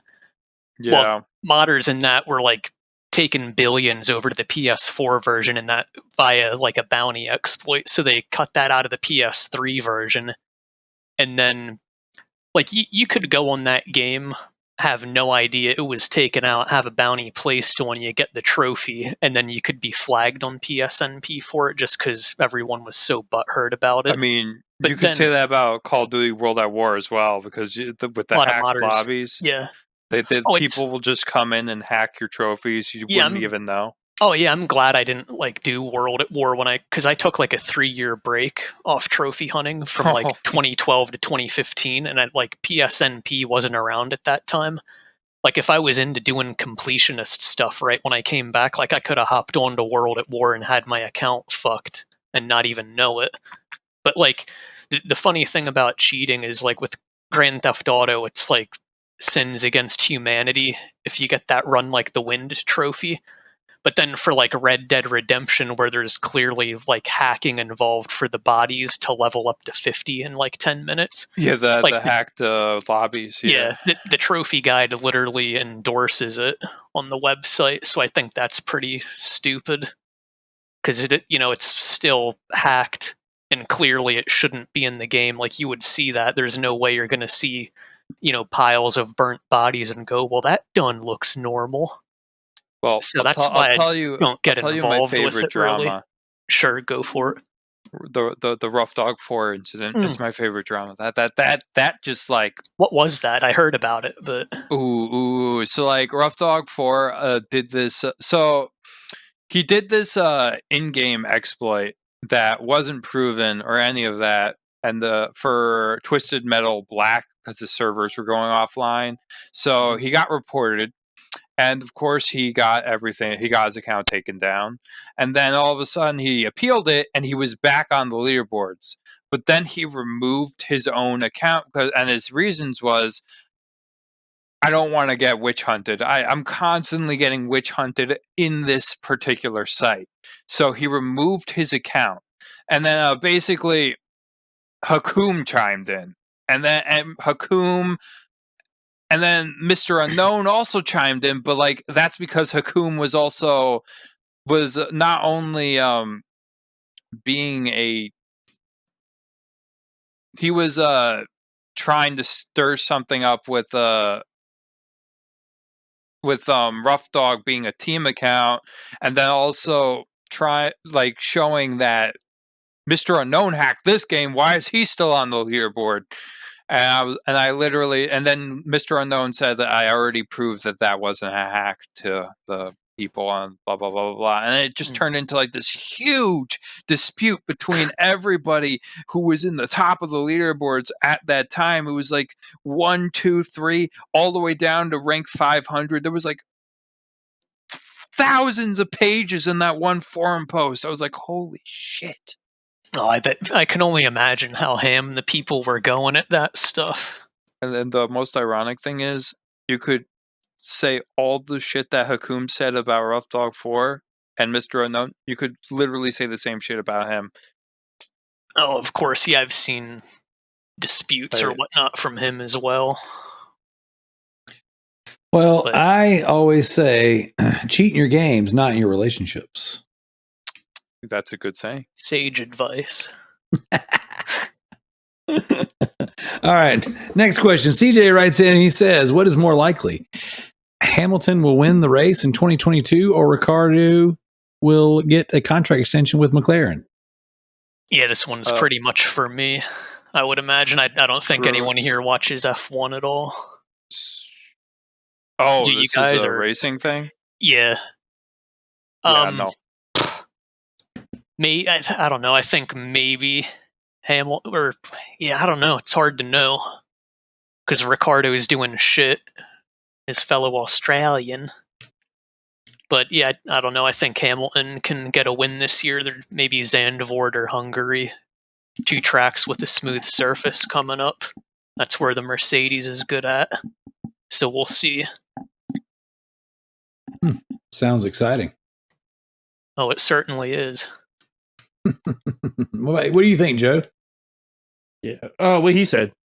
All right, I Joe's probably just got a freaking pistol halfway down his mouth thinking about it. I hope the one with the sexiest car wins. So, Joe's got his headphones. I'm pulling for Lightning right around his McQueen. neck. Lightning McQueen. Did There you you just go. say Lightning That's what he said. McQueen? Lightning Yep. McQueen. I pull for Lightning McQueen. Or what's the F1 racer from Cars? You mean that France Yeah. racer? Yeah. Oh, the one from the second movie? Yeah, I pull for him because Oh. he's an F1 car. There you go. What was his name? Oh my god. Francisco, I think, right? Oh yeah, it might have been. That sounds right. I'm not gonna look it up, so we'll go with Francisco. All right. Rick writes in. He says, "Dude, I think that this was placed in the wrong thread, but I like it, so we're gonna read it." He says, "Dude, Titanic is one of those films everyone needs to watch in their life. Pretty much any movie with Leonardo DiCaprio is a must see, except the one he finally won an Oscar for because it was trash." I like Titanic, the movie. That's not what he won an Oscar for. Well, he didn't really ask a question. No, that's what I He said. just said- I think he it was. just said he just said a comment. And I'm Yeah. just saying that I really enjoy Titanic. I second It is a banger of a film. I think Rick posted that because I was in Bearded Nerd's stream the other night giving him shit about not watching Titanic with his wife when she asks him. And I'm like, dude, it's an amazing movie. You gotta. I mean, how many times can you watch it though? Like, It's really good. Oh, I've honestly seen it probably like 40 times. It's one of those movies I can pretty much quote they the most had us relevant see it in dialogue. high school. so what's a better movie, Jurassic Park or Titanic? Oh, Titanic easily. No. Whoa. Is there tits in Jurassic Park? Oh, yeah, he wins. Did you what's sadder, of Mice and Men or Titanic? Of Mice and Men. I've never read of Mice and Men, but I've shed many a tear at the end of that Titanic movie. For sure. You should watch the Of Mice and Men. I feel bad for movie. Lenny. Yeah. I mean, Jesus, I cried so hard. I read the book, and The I book also was so good in high school. I remember. I read. Yeah, it was a high school reading. I read the book, and I watched the movie, and the movie was just like I couldn't stop crying. They're so well acted. So Oh well- my good god, acting in that movie. Lenny! Oh no, Lenny! I'm crying now. I'm not Pour crying. one you're out for crying. Lenny, guys. Dicks out for Lenny. Put a D in the chat for Lenny. That's, Harambe! that's amazing. All right. Gaz writes in and he says he had a thought for the podcast that could be an extra discussion point each week. Because, you know, this show is just too short as it is. It says on the Backlog Beatdown section, as well as given the points on the leaderboard, you could potentially go into each platinum and completion people submit just by collecting them each week. Could be another way to talk about different games and highlight other people's games that they might not be aware of. I don't disagree. I kind of like that idea. I think that, you know, anytime we shed a little bit of light on a game or, you know, something we've actually completed, we've gone the extra mile for. I think that it's worth it. I think that the community makes the completion more valuable. And Stylin, I'm gonna go to you with this one. You know, Sure. you do a lot of completion stuff. You spend a lot of time on it. When Way you're too done, what do you really have? You know, if it wasn't for the completion of sites and the profile and the community around it, what's the point? Exactly. There is no point. There Though I will say though, before that even existed, before trophies and all that, like I just played 100% of the game because I couldn't afford other games. Yeah. So that was all I had. So I literally 100%ed Zelda Ocarina of Time. I 100%ed Resident Evil 1. I 100%ed. Say it again. Resident Evil 1 100% completion without trophies. I 100%ed something like Final Fantasy 1. Because Oh my god! you press the as X button. as a kid, you didn't have money. No, I agree. So what were you you had to replay your games Oh, Pokemon, to the man. point where you couldn't replay them anymore. It's like, Yep. Pokemon. It's like, or it's like Kirby's Adventure. Like, do you remember the original Kirby for Game Boy? So I was a completionist well before all this. I could beat Kirby in like 15 minutes on Game Boy almost without getting hit at one point because I played it so much. Or like Mario. It was probably the one game you had for like 6 months until your birthday. I was spoiled as fuck when I was a kid. Unfortunately, I like, was I had not tons of games, spoiled. but unfortunately, you are very fortunate, my friend. No, because it being spoiled when you're young makes it hard to not be spoiled when you're an adult and not True. want to have I everything you want.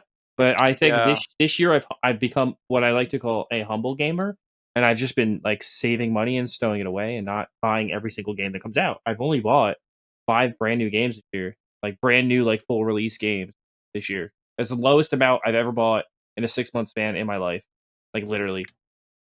I think I only bought like 6. And they're not even released yet. Most of them aren't released yet. Anyways, I got Elden Ring and Horizon Forbidden West. And I didn't even get Horizon yet because I was like, you know what? Gonna come to preview. You're not wrong, and I shouldn't have. Oh, whatever. No, I'm messing around. I'll get it for Black Friday. Like I should wait. Wait until my- the Game of the Year version comes out. I'm just gonna do my Black Friday spend down, honestly, and I'm pulling a yield on this one. I'll wait for the bargain bin. Like I like yield has a point a lot of the times. Like, why not just wait for it to drop in price? And like, I don't want to hear this whole like, well, they won't make another one if you don't buy the game. You gotta support the developer. Yeah, but you know how many people support the developer on day one? Like, I don't need to, because everybody else is.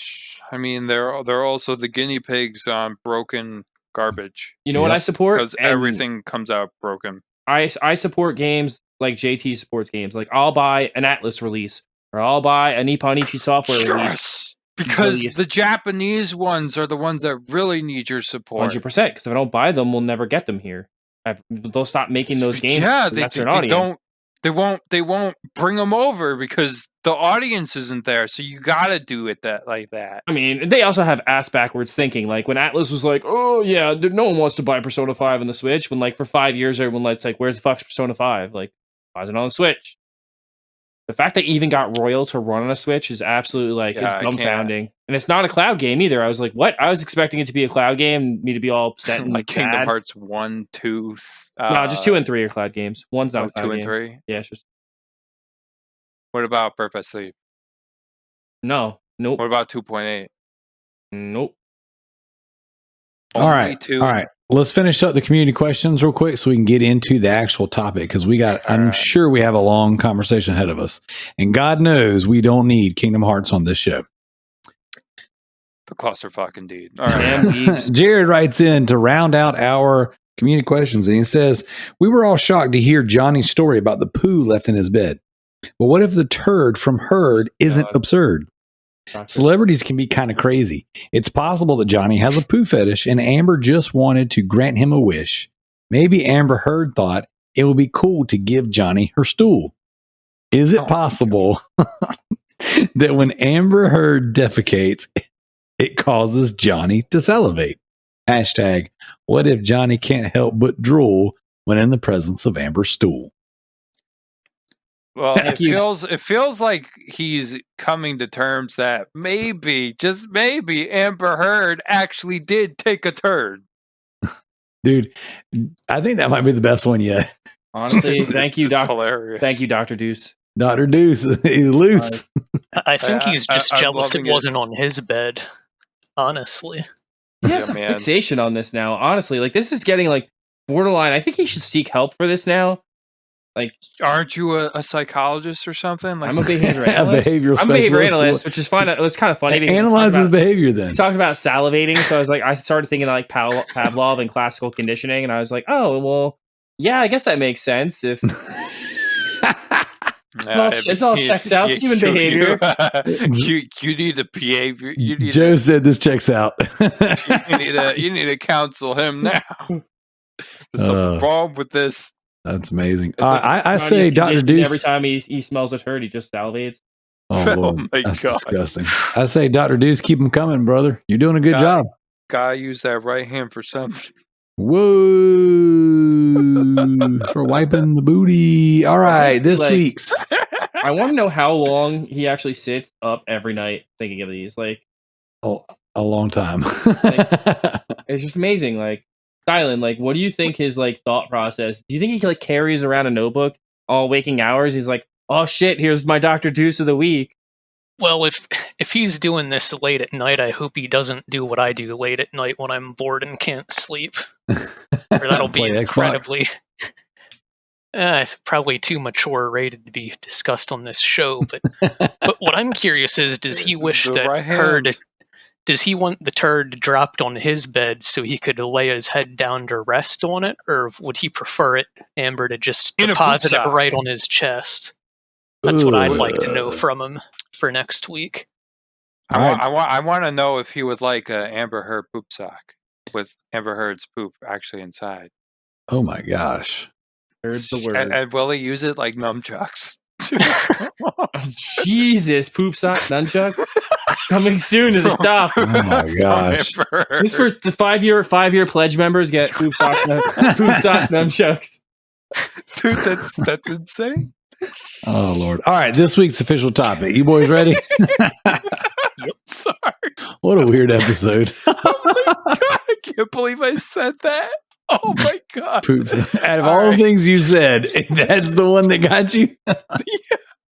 Yeah, it's a lot of bad shit. All right, go. All right, this week's official topic, guys. I invited you boys on to talk about the halfway point for this year's Backlog Beatdown 3, the BLB 3. And so, being that you two are in the top 5, I think JT, I might have dethroned you. Yeah, I'm on the 6. You're number 6. Well, I'm here really because I'm the guy. The commissioner. I mean, the commissioner's got to come in here and lay down the law. Delete your points. That's right. So, you delete my points? Yeah, I got. Shit, I got this. Like Matt Hardy. Nobody's gonna- Nobody's Matt Hardy getting over points. here is like delete. That's right. Come December 30th, he's going to delete everything but himself and say, sorry, guys, you all lose. All right. Stylin, I want to start with you. I would like to know kind of like your general thoughts of this year's event, what you think, how you think it's going, and we'll kind of go from there. Boost my morale. I mean, yeah, I think it's going pretty good. I like it better than what last year's rules were. Okay. And I mean, I didn't really play far into last year because I submitted my first list, got it done, and I didn't really know all the rules at the time, and I thought you guys were like going to check profiles to see progress. So like I never ended up updating or anything, so I think I had a big goose egg all year long. But I definitely prefer this year how there's just more freedom to play what you want. Heck You know, yeah. you can play stuff from this current year, with a minor hit to the points you earn, but like So, my problem too, like with last year's that I didn't like, is I really don't have that big of a backlog because I usually just knock everything out, as I get it. And like some of the stuff I had in my backlog last year was just like abysmal PS Plus games that you borderline couldn't pay me to play. Yeah. So I was kind of like, I'll just, Oh, you pay them to play. fuck it off last year. But what were you yeah. going to say, JT? So what do you think about? I made this rule specifically so that indie games could get their spotlight. What do you think about the 1+ hour rule for beating games? I mean, it paid huge dividends for me since I did that gamer score league, and at the end of it got desperate and did a couple games that were over an hour long. But it felt cheap to like drop like 60 points or whatever that day, and everyone's like, "What the fuck?" Well, But I did mean- it. I did that because I think like games like What Remains of Edith Finch and things like that, they're not going to be allowed in like things like Be Legit. So, and they're really great games, and all these FMVs, and I wanted them to be included, so that's why I did the 1+ hours. I mean, Yeah, I I think it's good because Edith Finch, that's not. I mean, it kind of spamish, but I mean, it's got a decent chunk of time to it, and I mean, there's It's a actual yesterday quality to it. game. Yeah, but I think it's just spam because people know they can run it real quick, and like a lot of these spam games are spam. It's yesteryear, basically.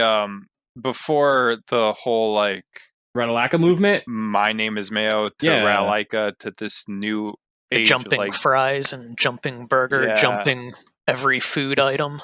and all those like The pig second bee, the pig visual bee. novels. Like, Well, I just platinum like 10 visual novels that were like less than a minute. They're like 50 seconds. so like in BS, basically before spam. So you know how like there's 80. Yeah. Yeah, basically this Yes, used to be the Back spam. when Hannah Montana was spam. Exactly. Yeah, pretty much. Nowadays, That's- Hannah Montana is just an absolute grinder to get done. Yeah, you don't see anybody picking up Hannah Montana now. That's for sure. Nope. The foot's on the other side now.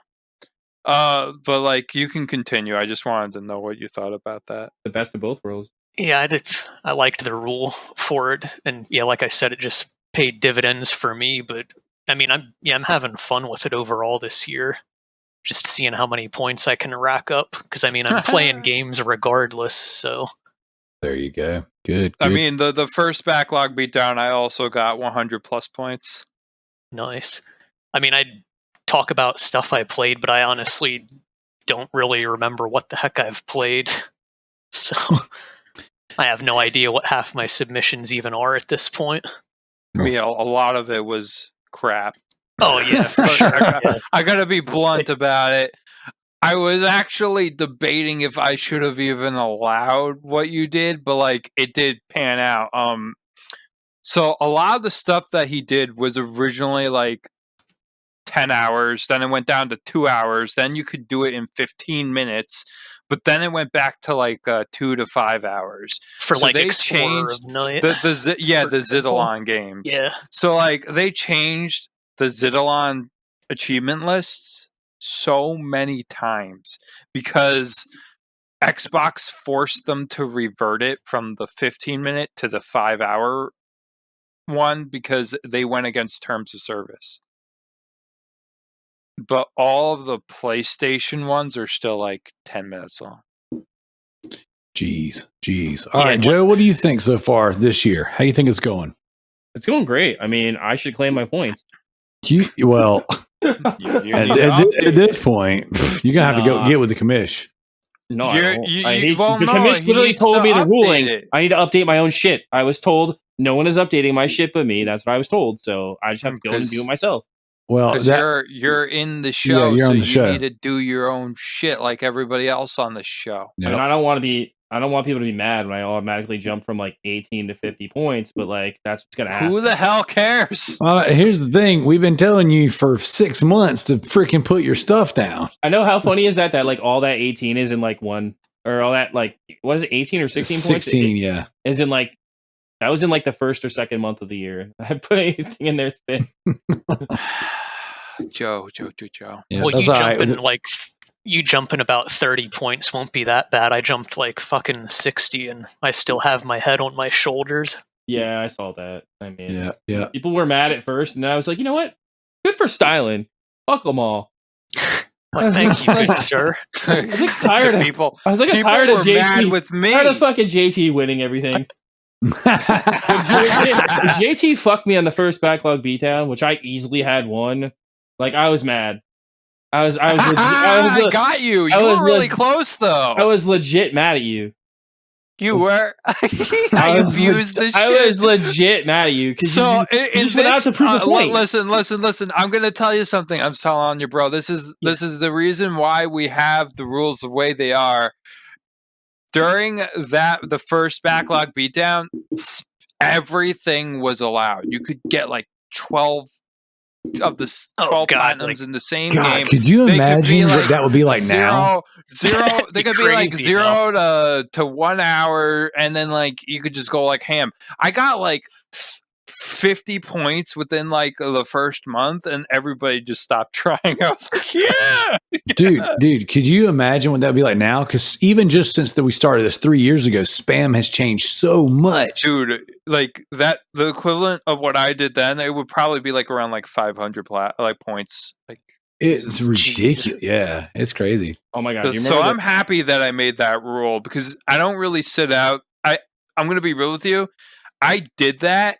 And I actually said this. I did that to make a statement as to why you do not allow spam in the backlog event, because you don't play spam for backlog. You don't. Like, let's be real. You play spam because it's easy and you want to get that platinum. Like, I don't know. At the end of the day, JT, that's why I wasn't even mad. I got mad for like 2 seconds. I was like, you know what? He proved a point, and now the rules will change next year. Well, the best part was he warned me forever. He's like, I'm going to ruin your. He literally texted me. He's like, I'm going to ruin your competition. I was like, then do it. Like, do it.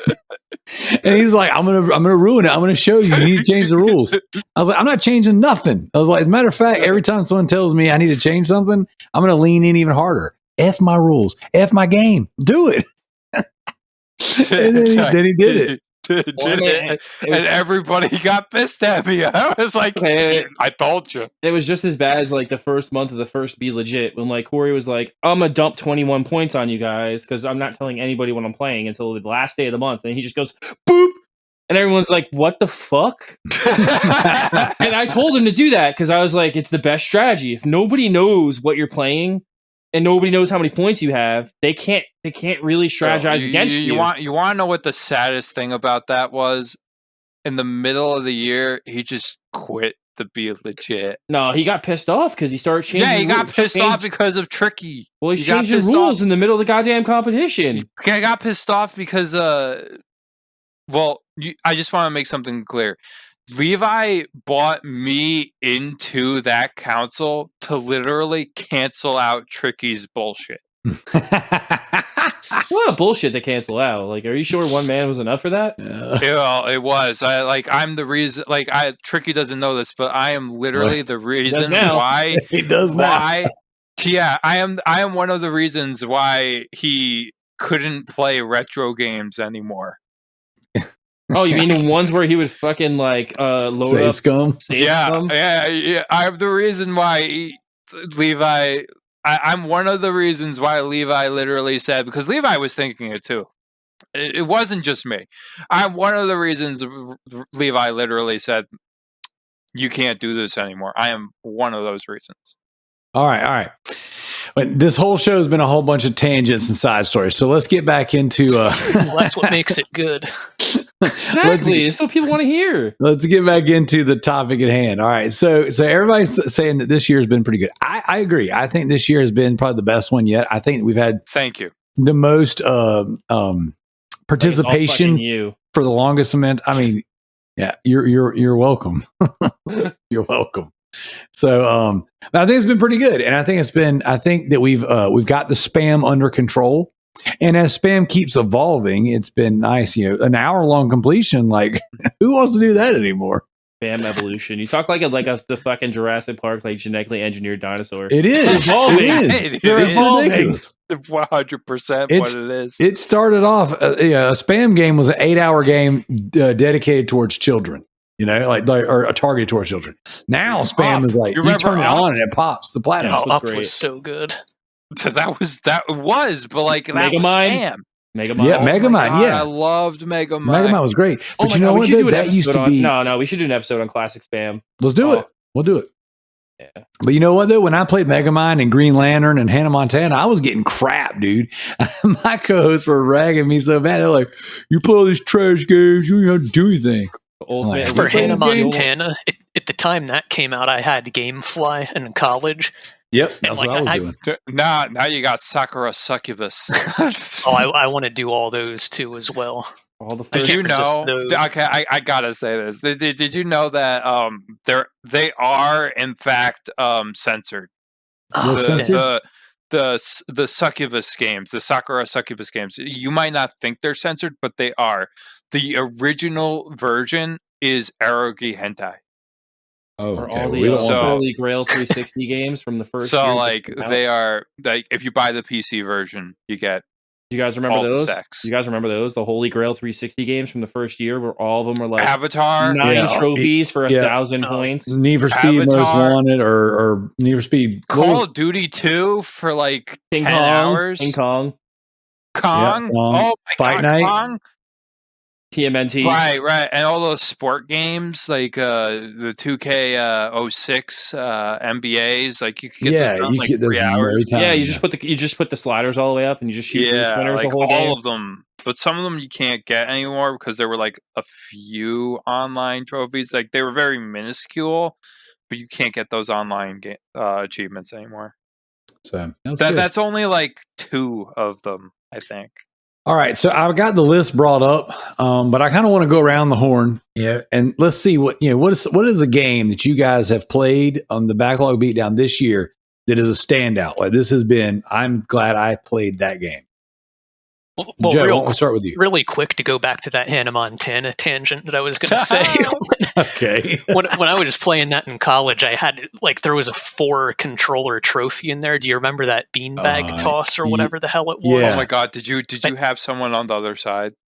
Well, I only had 2 controllers at my college dorm, so I had to bring the game home on the weekend. And my brother got home from school while I was on his PlayStation. He's like, "What the hell's this?" And I mean, that was the most embarrassing shit ever. He's like, And this is on my profile for life now. But yeah, anyway, back to the beatdown. All right. So Joe, we'll start with you. What is a standout game that you've played on the Backlog Beatdown this year? Something that Jedi Fallen Order 100%. Okay. That game, if you're a Star Wars fan and you haven't played Jedi Fallen Order, man, you're missing out. It's probably the best piece of Star Wars content that's come out in the Disney era. Like, that's not even a lie. It's not. I dig it. Because Obi-Wan was trash. Those 3 movies were trash. The Mandalorian was good. What happened? Mandalorian's okay. I mean, I didn't like the second season too much. First season was really good, but I don't think Boba Fett was trash too. I watched second season. So all right, Fallen Order, man. If you haven't played Fallen Order, go play Fallen Order, man. That was a trip. People were like, "Oh, it's a Souls Star Wars game." I really didn't think it was that Soulsy, except for like the way that the Jedi like the upgrades worked. But other than that, it didn't really play like a Souls game. I felt like it played more of like a more similar to Force Unleashed and Force Unleashed 2. I'm excited for Jedi Survivor next year. I dig it. All right, JT, what about you? What's the standout game that you've played? Oblivion, Elder Scrolls Oblivion. I 100%ed it on the 360. That game's great. It's just like, man, like 360, the first RPG that released on the 360. Oh. And I was like, I started this game like, how long ago was it? It was like a year ago on like a bean dive. So I was like, you know what? I'm going to sit down and 100% this. And also the Mass Effect Legendary collection is another. I got to play those you still. bastard. I was going to say that. How many times you beat Mass Effect now? Like 4,000? Well, I platinumed the PS3 versions. I got the 360 versions. I 100% of the Xbox One versions, and I 100% of the PS4 versions. The only ones I have to 100% are the Steam, and I need to 100% the Mass Effect 3 on Steam as well. Oh shit! When you get your Steam Deck, you can do that because that's the only original like non-remastered Mass Effect that is in Andromeda that is on Steam with achievements, because Mass Effect 1 and 2 are on there without. But the Legendary Edition has achievements. I dig it. All right, Stylin, what's a standout game for you that's not Mass Effect? You said you had the list there. I do.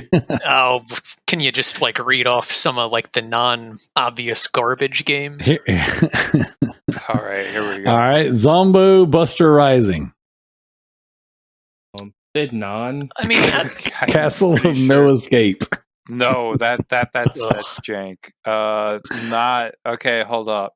I freaking Music Racer. F1 2021. Again, no, that non. was really fucking boring.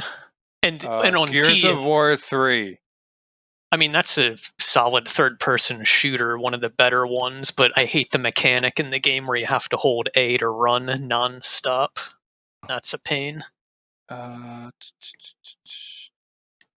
Oh my god, there's just so much. I wonder if you have. Do you have like Mushroom dates or Savior. anything? Oh, that's trash. What you played A Way Out? Then? Life is Strange. True Colors. That kind of fell flat because I thought the soundtrack was a banger, and then pretty much nothing from the soundtrack was in the actual game. So I was like, The fuck? why'd they have a soundtrack with stuff that's not in the game? That makes no sense. I know I mean, it was an okay game, but going into it, I'm like, the soundtrack alone, this is getting an 8 out of 10, and then I gave it like a 7 because the soundtrack didn't exist. I just feel like after Before the Storm, Spyro. God no, I hate that. So bored after the first one. first one's a classic though. I don't know, man. There you played a lot of stuff, and a lot of it. I'm looking down the list, and you said don't list the trash, and I literally. I'm about to say I'm kind of having a hard time here finding a good game. All right, just say Mass Effect Legendary Edition. I guess I'll allow go with I Am Fish then. I mean, because I'm enjoying the hell out of that game, despite it being pretty challenging. But I don't know. The more I play it, I don't think it's as hard because, like, I just beat a level on it yesterday with the hard controls, and it was actually easier because you have to manually do everything. And like with the easy controls, I had less accuracy over like where I was jumping. Yeah, well, you beat the Gears games. Why do you do that to yourself? Why are you a masochist, ready for punishment? Dude, you know I got an Xbox just because I Am Fish. Like the day that I Am Fish got announced for a release date, I think they showed off like Horizon Forbidden West, and like I was so pissed off that Fish was only coming to Xbox. So I'm like, fuck it, I'm gonna get a Series X. That is a very interesting reason to own a Series X. I mean, I guess the same thing too with Surgeon Simulator 2, because the developer for them, Bossa Studios, I don't know. I like their weird ass, like purposely wonky and frustrating controls in games. I hear a lot of people like Surgeon Simulator 1. I heard that's just that like Surgeon Simulator 2 rates like a 2 out of 10. That's 2 looks like, I looked at some of the A++ runs on 2, and the game honestly looks like a piece of cake. Doesn't really look that hard at all. Like the biggest battle will be like server connectivity. Can't play those games. They're just so wonky. Yo, Surgeon Simulator 1, man, those controls took forever to get used to. I mean, God. It's like you're freaking drunk while being sober, pretty much. Like that's how playing the controls Dr. Death feel. the game. What was that? It's like playing Dr. Death the game. Yes.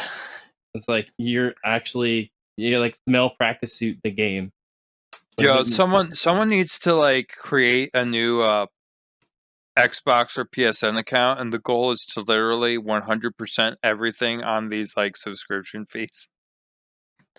In these subscriptions. Oh my god! So like a premium account? Yeah, just get every premium game, or get all Game Pass Ultimate Game, including. Oh shit! That one Game Pass Seagal. That one. There premium. you go. Do it. I would never name it that one because everybody says that one wrong. They go like the Tony Siegel. Like they call you the Tony Siegel. Screw you, you piece of shit. Now it's to call you the Tony Seagal. Which is why I like the Alpha Seagull so much, because that call you Seagal all the time too. I think it's funny. Hey, that one, the Tony Seagal. So check it out. Oh, screw. So I've played some great games. I have thoroughly enjoyed my list of games so far. And again, because I haven't played Spam this year. So I started the year off. My first platinum of the year was Playroom VR. And that's a really fun VR game for PSVR. Quite enjoyed it. Then I followed it up with Mafia Definitive Edition. I haven't got the platinum I yet. want to play that. It's so That's good. the game. Oh, It is such a good remaster. so good. Is that on the new PS Plus now? I think It is. Yes, Yeah. yes, and part 2. Yeah, I'm definitely going to do at least part 1 of that. I've done part 3 already, and that was just a nightmare to complete. That's what I hear. As hell. I hear that platinum is really tough. And then I played Wet, which was one that I revisited. Oh, I played Wet this year too. Yeah, Wet's yeah. amazing. It's a good game. I enjoyed it. The parkour stuff kind of sucked, but if you didn't have to parkour in that one, it'd have been great. I can't wait till we get Lollipop Chainsaw. Did you hear they're redoing it? Dude, yes, I saw that. So I saw that. jazzed, man. Another standout that I played would be Devil May Cry Definitive Edition on PS4. Freaking. God, that game was so good. That game slapped this year. That was such a good one. It just hits at the right time too. Like if you play it like at the right time in your gaming schedule, like if you need something just to be like, all right, man, I need something to take the edge off, or I need something to I just need to murder some shit right now. Yep. Like that game just fills the void. Yep. It was good. A And lot then I better played. than going to a school or something. Whoa. Whoa. Whoa. Whoa. Oh man, Whoa. St. Columbine, Muso. Whoa. Whoa. Whoa. Columbine Warriors. Joe Biden. Bojai. Bojan. Bo Biden. Nobody. Jesus All right. God. So another great game that I played this year, I actually got to experience with my son, Resident Evil Remake on PS4. Got to play that with him. That game's great. It was so cool. Sit down. Everyone in the house had COVID, but me and him. And so we just sat there together and just, played through the game over the course of a couple nights. It was excellent. Then we followed it up with Fear 3, which is co-op. Oh my gosh. Which son is this? My oldest, Noah. Okay, that makes sense. These games are The meant for a man, more mature mind. the future Yep. trophy king. Yep. He's a freaking masochist too. He loves all the Souls games. So Dude, if that dude actually concentrated on getting trophies and destroying games, he'd be murdering all of us with the amount of time that kid has in his life. he would. And then It costs too much money to do that, though. It costs too much money. His dad has every game on the fucking planet. yeah, he's got access to No, thousands of games. I'm talking about if he wants to get the trophy leaderboards. No, I mean king of his Yeah, house. yeah. And just, he king of the house, easily yeah. dethrone Daryl. Yep, it wouldn't be hard. Oh yeah, he probably could. Daryl's skills are declining. He's getting older. I always sucked at games. His kid's in his prime. That's right. Then I got to play. I'm chipping away at my platinum on Dead to Rights Retribution. So I beat that again this year. Really love that game. And then Shredder's Revenge. What? That's a standout. Game of the year right now. Game of the year. Yeah. I my game of the don't year disagree. I think that's my game of the year so far. Oh my god. And then the Order 1886. I just freaking love the game. Daryl's game. Yeah, that's my game of the year every year. But I freaking loved it, dude. I've had a good year. So I've filled in a lot of other good stuff. Werewolf, Daryl. Didn't you play that this year? Werewolf Apocalypse? I haven't finished it. I I did finish that. We can do that. Looks really good. I was looking at that because it was on a PlayStation Premium. It's on there right now, and I'm like, what is this? Dude, it perfect. looks really cool. You just F shit up as a werewolf. That's it. It's you just murder people. Yep. As a It's got the perfect amount of jank. Cool. So good. I can't wait to replay it on PS5. Yep. Oh my god, it's good. It's really good. So, I played other great stuff. I beat Resident Evil 4 again this year. I played a bunch of the Whales Interactive games with my wife. What is a game that you played this year that sucked? Like something that you finished and you've submitted to the Backlog Beatdown, but it sucked. JT. Well, I can't see because you did it. You need to change your. Absolutely. Yeah. Absolutely. Excuse me. That's in the audio. There you go. Boom. All you.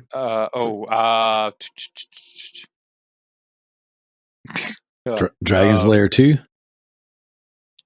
No, that was good. Probably Clan Ad. Oh no, Sonic Forces. That game sucked. Great. Game's great. I didn't like it. I thought Sonic Team Racing was a wonderful game, though. Sonic Forces. Oh, that game's great. That game's underrated. My issue with Sonic Forces was it's not the worst game I played, but it's the game that I didn't competitive like. shit though. I'm not like, I'm gonna be real with you. I played this game and I was like, I already went into it with a very low expectations because in my mind I was thinking Sonic Forces are on a Sonic is on a decline. On a decline. Game. When it comes to the game franchise. However, you said on a decline. No. Sonic was already like in the shit. Like, no. The reason why I say that is because the movies are a big success. I mean, Mania is amazing. Did you play Mania yet? No. So my kids were playing that last night. Sonic Forces. My issue with it is, so if it you never wanted like to make... they just took out all the cutscenes. You never wanted to make your own Sonic furry and run around. No, I'm not furry. I'm a weeb, not furry. You gotta draw they're lines not the somewhere. same thing. Well, they could be the same thing, but they're not technically Not the same. Exclusively the same. They like, you could be a weeb and not furry. I'm. What if you're a furry weeb? Then you're a You Furby. could. Like I said, you could, but you could be a weeb and you wouldn't be into this. But like, I'm just not into the way that they treated the cutscenes in this one. I felt like they were like, because the thing about the 3D Sonics is they had more of a cutscene thing, and then like in this one, it felt like they were just talking through the overworld map. And that is why I didn't like it, because it felt like they like cut things and whatnot. It was just really weird. I thought that the battle mechanics were good, but my absolute worst was probably Clan Ed, because it's the visual novel that I played, and that was it. Interesting. What about you, Stylin? I didn't actually like. I skipped it, and it still took an hour. Right. I mean, outside of all the trash games, which I was just looking through my true achievements, actually 2 games that were really good that I totally forgot about were Yakuza Like a Dragon and Scarlet Nexus. There you go. Those were both bangers. But I don't think I have something I outright despise that I submitted, but like one game I'm working on right now, I have no motivation for it because it's dog shit. It's called Shredders. It's like a snowboarding game on Game Pass, and I don't know, it just bores the skin out of me. I've seen that one. Yeah, I mean, I'll get that done soon enough, but that'll probably that's something that comes to mind that I absolutely hate. Like, I think I've had that open for like 2.5 months now and have not touched it since. So dang, it's a pretty bad game if I don't just, force myself to go through the pain of it. That's crazy. All right, Joe, what about you? What's the game you played for the Backlog Beatdown that's kind of sucked?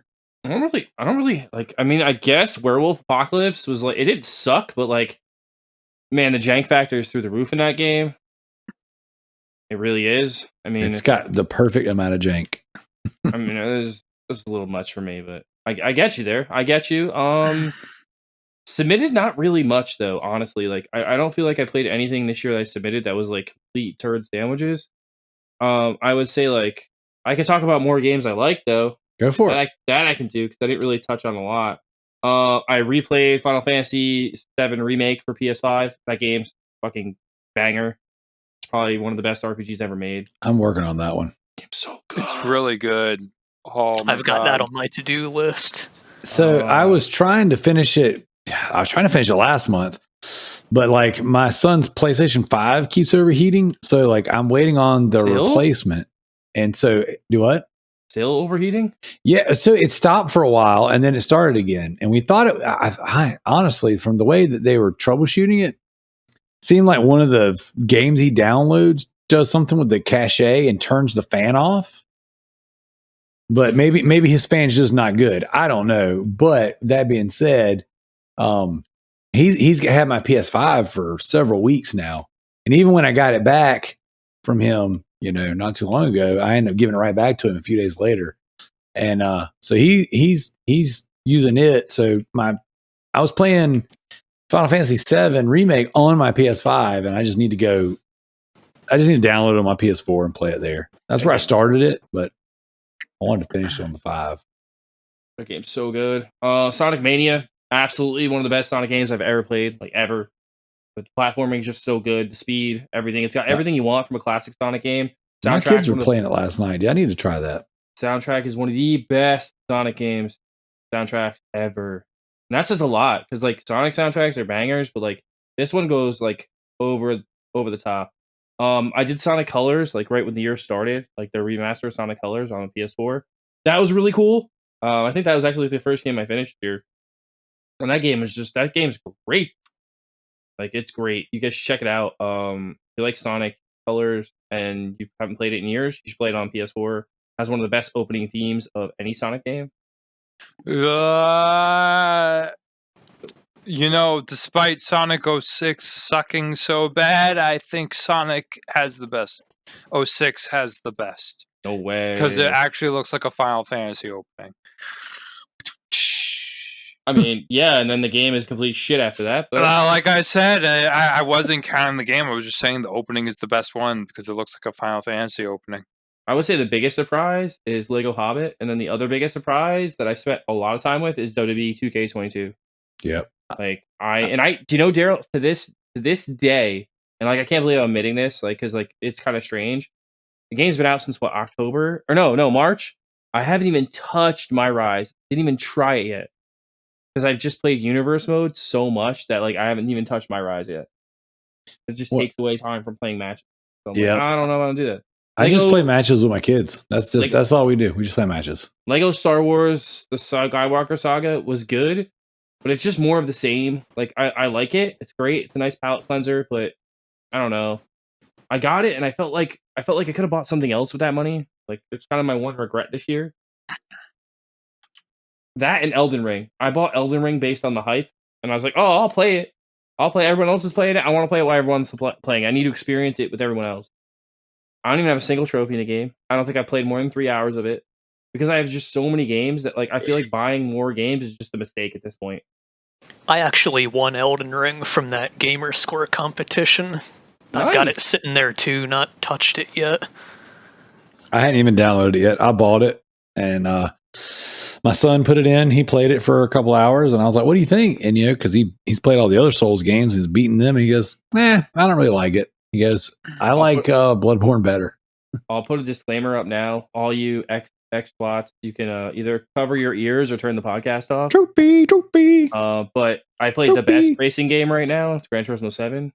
Yeah, right. Oh my god. I said best racing game. That's not, that's a simulator racing game. Did you do any GT Sport at all? Yeah, I liked GT Sport a lot, except for the fact that it was the game just wasn't a game. Like if they had the progression system in GT Sport, if they put that progression system into GT7, it would be a perfect game. I'm mad. Listen, GT7 could give me 2 more million e-currency dollars, and I still will not love them because that's not enough for the stuff that's gonna win you races. Listen, if you're playing GT7 to play online, you're gonna have a miserable time unless you're actually good at the game. That I'll tell you. I don't play it for online. I play it for the platinum. Who do you think I am? Yeah, but like if you're playing GT7 for a platinum and you're not good at GT7, you're gonna be miserable. I mean, I already got gold in most of the challenges. I just stopped because I got bored of the game. Again, because it's for racing enthusiasts. If you're not into racing, it's not a game for you. Forza, if you like to, no, I feel like I'm more. Yeah, you're right. You're right. I'm telling you, I'm more into like the open world sandboxy or. Then I would go for Need for Speed Heat. I think Need for Speed Heat is the best open world racing game ever made. Need for Speed Heat is a fantastic game.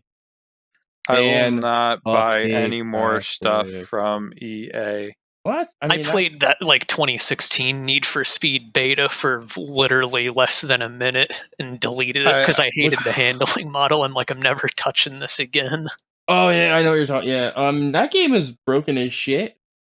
But I feel like they've since like the last 2 games, they really fixed their shit, and they've really like Payback was really good. Yeah, I got Payback for free when it was on Plus. It looked like I love B movies, so like I think like that over the top cringe cutscene stuff. Oh, like The that Run? intrigues me. Like Need for I'm Speed more The Run. I'm more likely to play Arcana Hearts 3 than I am to play any Need for Speed. I suggest you don't even put that in your system or boot it up. What? Arcana Hearts 3? Hearts 3. But Stop. Why? Just stop. I want my anime you want your anime titty fix? Yeah. I want to get back to like GT Sport in 7. Like, do you think the handling model in 7 is pretty similar to Sport? The gameplay is excellent. It's better than Sport. It's the best handling racing game ever made. Because GT Sport, the gameplay is excellent. Yeah, I loved the freaking handling model in GT Sport. It was they tweaked it even more in this one. I think. Yeah, I think GT7 is better. I'm really only joking about the whole like with the DualSense, the whole paying thing. I get you. The main thing with 7, like the car audio is just shit. Like compared to Forza or like. I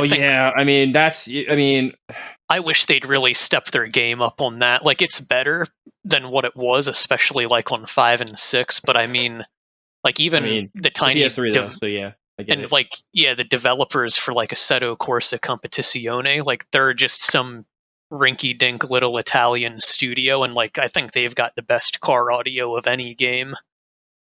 I think it's like, GT always like prides themselves on like tracks and like car design. Like everything else like falls second fiddle, which I think like they need to start fixing, because I know like for a while they couldn't put cars in the game. If the car got damaged, they put the car in the game, or if like they wouldn't have damage in the game. All the people that did their deals were like, no, you can't damage the cars. You can't show damage on our cars. Yeah. Who wants to boost 8-bit armies with me? No. Oh, you know what? That game is fucking stupid. Ugh. All right. Operation Tango is probably, I don't know, Darrell, if you want to go in like surprises. Tango was good. Yeah. That was going to be what I wanted to end with. The last thing I kind of wanted to cover. Operation Tango is my surprise of the year. Like, I absolutely fucking love Operation Tango. It's one of the best. It might be the best free game we've ever gotten on PlayStation. I've never played it. Game is so good. Makes you think. It hurt my brain. I'm out. I didn't go for the platinum because I was just like, I don't want to replay these levels as the other side. Joe, you never go for a platinum. Oh man, they were fun playing it. It's crazy like how easy it was, like going through the levels. I did that game with CJ, and just we were laughing our asses off quite a bit at that. I think the bomb level, like the last level, was so ridiculous. I was like, what? Or the one where you had to like hack the people's phones, but like you don't know who you're supposed to hack. Oh yeah, on the train. That thing took us forever the first time. It's it was what the fuck do I got to do? And then when you get to the second part where you have to fucking hack the module things on the train. Oh yeah. And you have to keep like the train, like the levels of like the chemicals in the train at a certain level, and if you let it overflow, like you die. Yeah, like resets it or like nerfs the timer down. Fucking puzzle again. You're like, no. Or the laser rooms. Do you remember going down like that one air shaft or something? That one was a pain in the ass. Oh, do you remember the one laser room where like the laser, like you have to like move as you're moving the blocks? As the person's creating the blocks, you have to move because there's like 3 lasers coming at you at once. That game was just so much fun. I liked how you see all those fake ass like promo videos for games where you got the gamers doing party chat like, oh, like go out for a pass, I'm gonna throw it to you, or if it's a football game or whatever. But it's like that game you kind of have to talk like that or you're not getting shit done. It's like almost the opposite of like playing like Man of Medan or like any of the Dark Pictures games where like you shouldn't talk to each other while you're playing because it ruins the experience. This you have to. It absolutely is necessary. Yeah, it's the one co-op game where you flat out have to talk or you're not doing it. Yeah, this wouldn't be a game. This wouldn't be a game for Alex. He doesn't like to chat with people while he's playing games. I dig it. All right, JT, what would you say would be like a surprise that you've played this year? Something you didn't expect to be as good as it is? The Sonic Team Racing. Okay. Sonic's getting some love tonight. Now, did you wait? Hold on, JT. Did you think that because of the team mechanic? Because that's why I dogged the game at first. I was like, no, I dogged it because it had Sonic in the name. you're just really hating.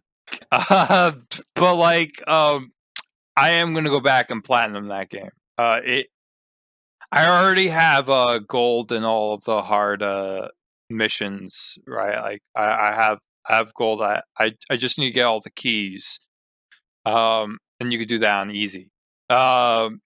And you get all the keys, and you do a few online trophies, and then the platinum's mine. So all the hard stuff is effectively done. I can help you boost that online stuff. It'll take like 2 seconds.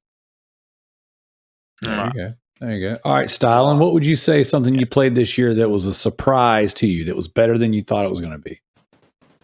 Did you ask me that already, or no? But it's better than I thought it would be. You mentioned some things that sucked. You mentioned some games that were actually pretty good.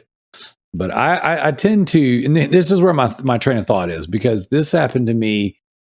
Oh gosh, was it last year's competition? I put Max Payne 3 on my list, and when I played it, it just hit.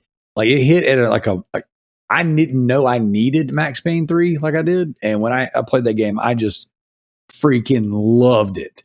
And so now, every now and again, I'll just put a game that I've been like putting off, and I put it in. And I think for this year so far, Mafia Definitive Edition would be mine. Like I didn't realize, like, because I played, Mafia on Xbox 360, but the remastered version was so good. Trophy. Call 911 now! Oh my gosh. The hell? That was Skrillex. So yeah, Style. Anything that comes to mind out of your list? Yeah, I'm just having a look here quick, because I mean, were people kind of down on Quantum Break when it came out? I mean, it got some heat. I mean, I don't know. I was expecting it to be pretty good, because I like all, like that parallel dimension shit. Yeah. I find that fascinating. So I don't know if it was really better than I thought it would be, but yeah, let me take a look at some other stuff. I'm usually one of those people that very rarely is a game better than I thought it would be, but quite often games are worse than I thought they'd be. So, yeah. I don't know. I guess maybe we can count Quantum Break, because there's probably nothing that was a surprise to me that I've done so far, at least. Awesome. So I guess last question for the night, and then we'll get out of here. Starting with you, JT. Do you think we should change things up a bit for next year, or should we continue to do this again, essentially the same way we've done it this year? That is a question that portrays the future, and I am not good with. Okay, let me try. There's probably a few things like most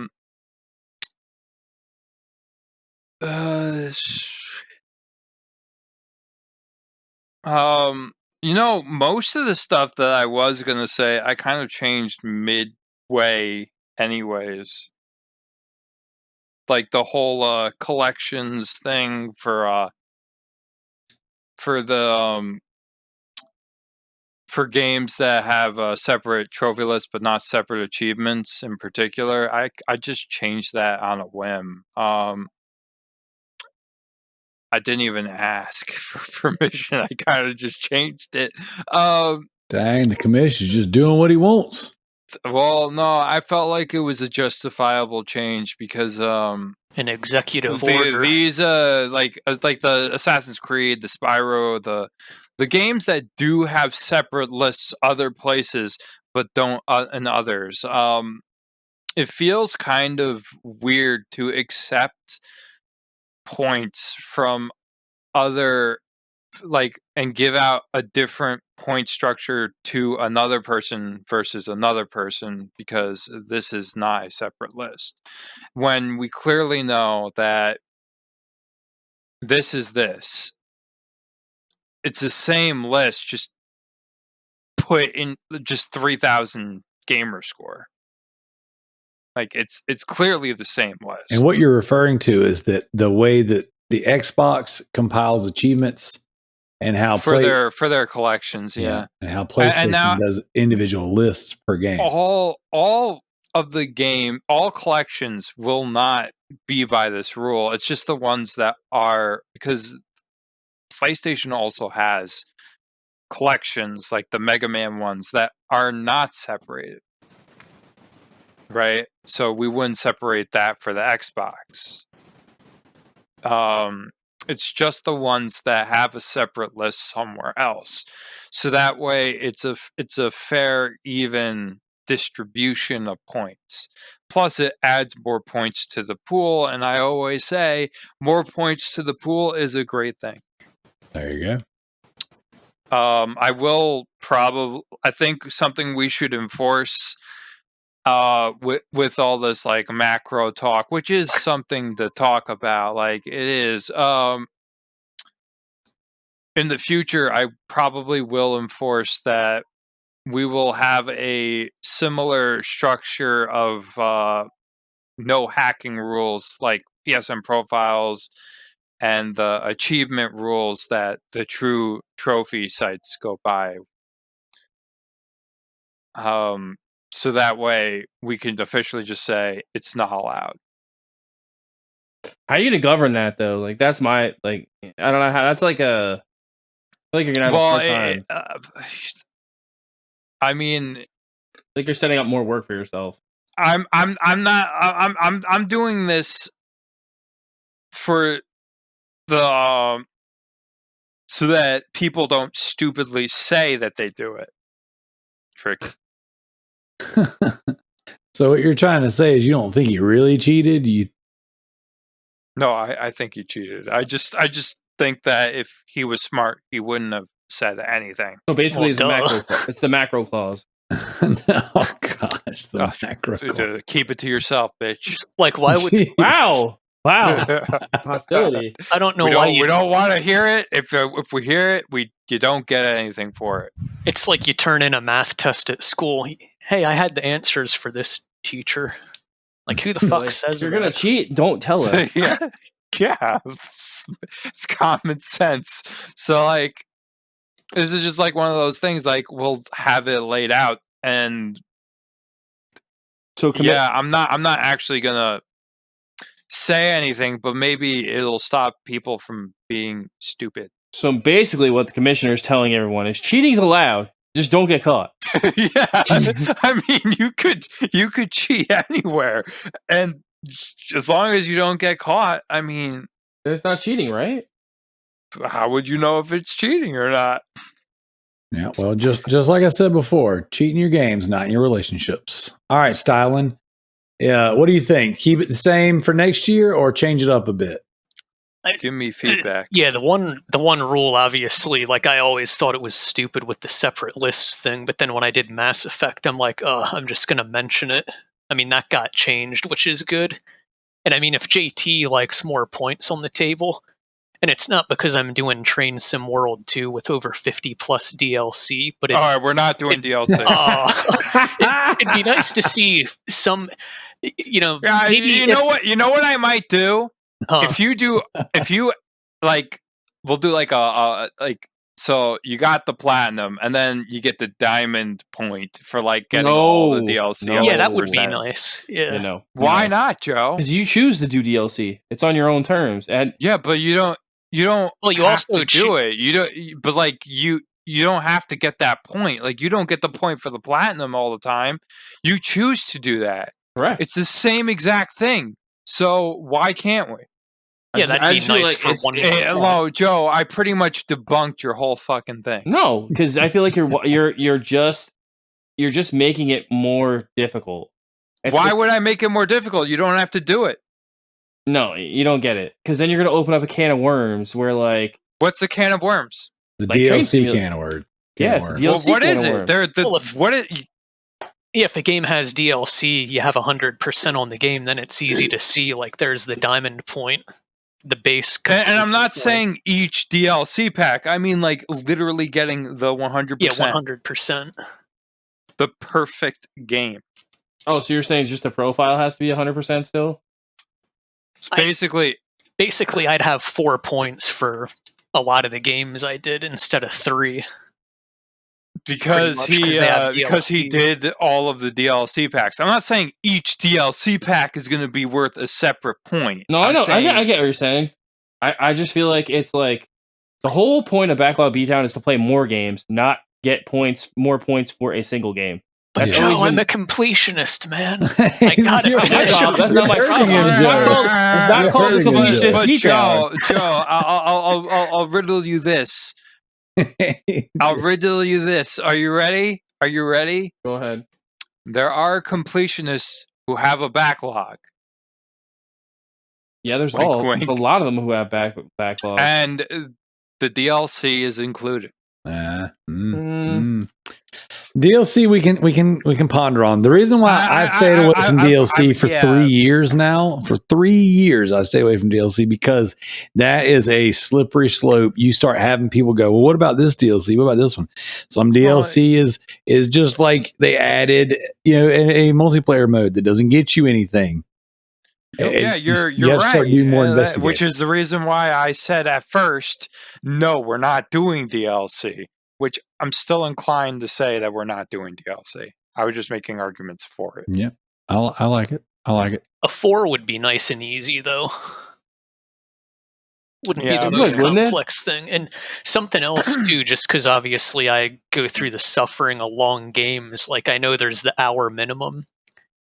Maybe like I don't know, like if a bonus. game is advertised as over like 100 hours or something, just like a time point or something. I don't know. Yeah. No, because then Then we you get- have a But it could be the be legit the situation. be legit and- bullshit all over again, where people are like and then, checking your shit and going, "That's not. It's not 20 hours anymore. It's 19 hours and 52 minutes. You don't get the point." Fucking God, it was such a Oh, yeah, hassle. true. Savage last year. Dude, what's funny is this, and JT, you and I had a conversation about this game just recently. When they change, like when you look at a game and it's like, oh, okay, this is 5 hours. is this wait. Ape Escape? Yeah, now it's a 3 hour. No, it's 5 hours again. Like, yes. like because originally JT and I were talking about doing platinum in Ape Escape, and he was like, yeah, but you don't get the platinum point because the platinum was down to 3 hours. And I was like, okay, I mean, it makes sense. That's our rule, whatever. And then he was like, you know what? The platinum's back up to 5 hours. The point stands. And I'm like, see, and that's why we brought JT in for this. A, because he stays, kind of in the know about a lot of this stuff, but B, it does require, and this is kind of like for the audience, listening, it requires somebody to do the work, So someone is essentially sacrificing their game time so that you guys can, have your exceptions or have your investigations. Do you know how long it took for me to actually get that standalone DLC problem with Alec? That took a whole weekend.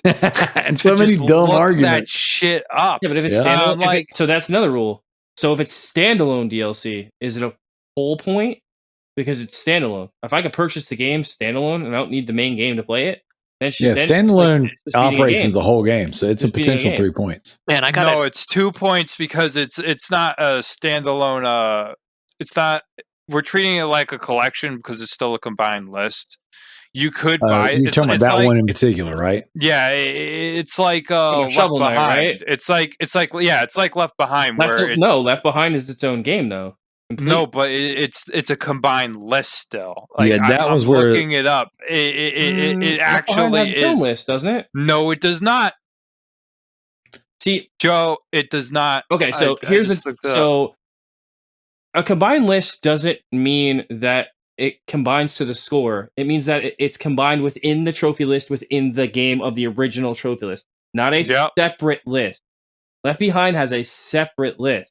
It does not. It does not have it. It's right here. Left Behind DLC Trophy Pack 1. It doesn't have its own separate trophy list. Yeah, do you think PSN Profiles lies to you? Yeah, because they say Train Sim 2 has 255 and it's actually... All right, so here are all of the Last of Us trophy lists. The Last of Us PS3. The Last of Us Remastered. PS4, and The Last of Us Part 2, PS4. That is it. There is no separate list. It's not its own. I could have sworn that had its own. It is standalone. It's not Standalone game, but That's that's right. Assassin's Creed Chronicles.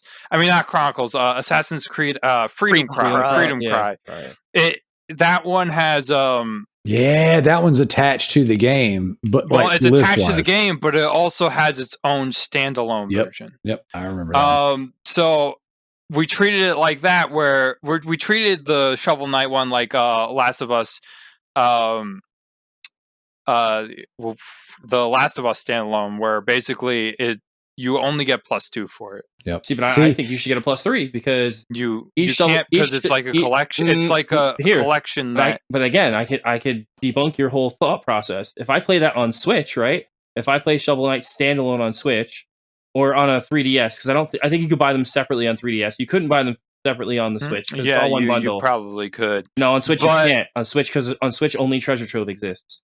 You can't buy them separately on Switch. There's only one version of Shovel Knight on Switch.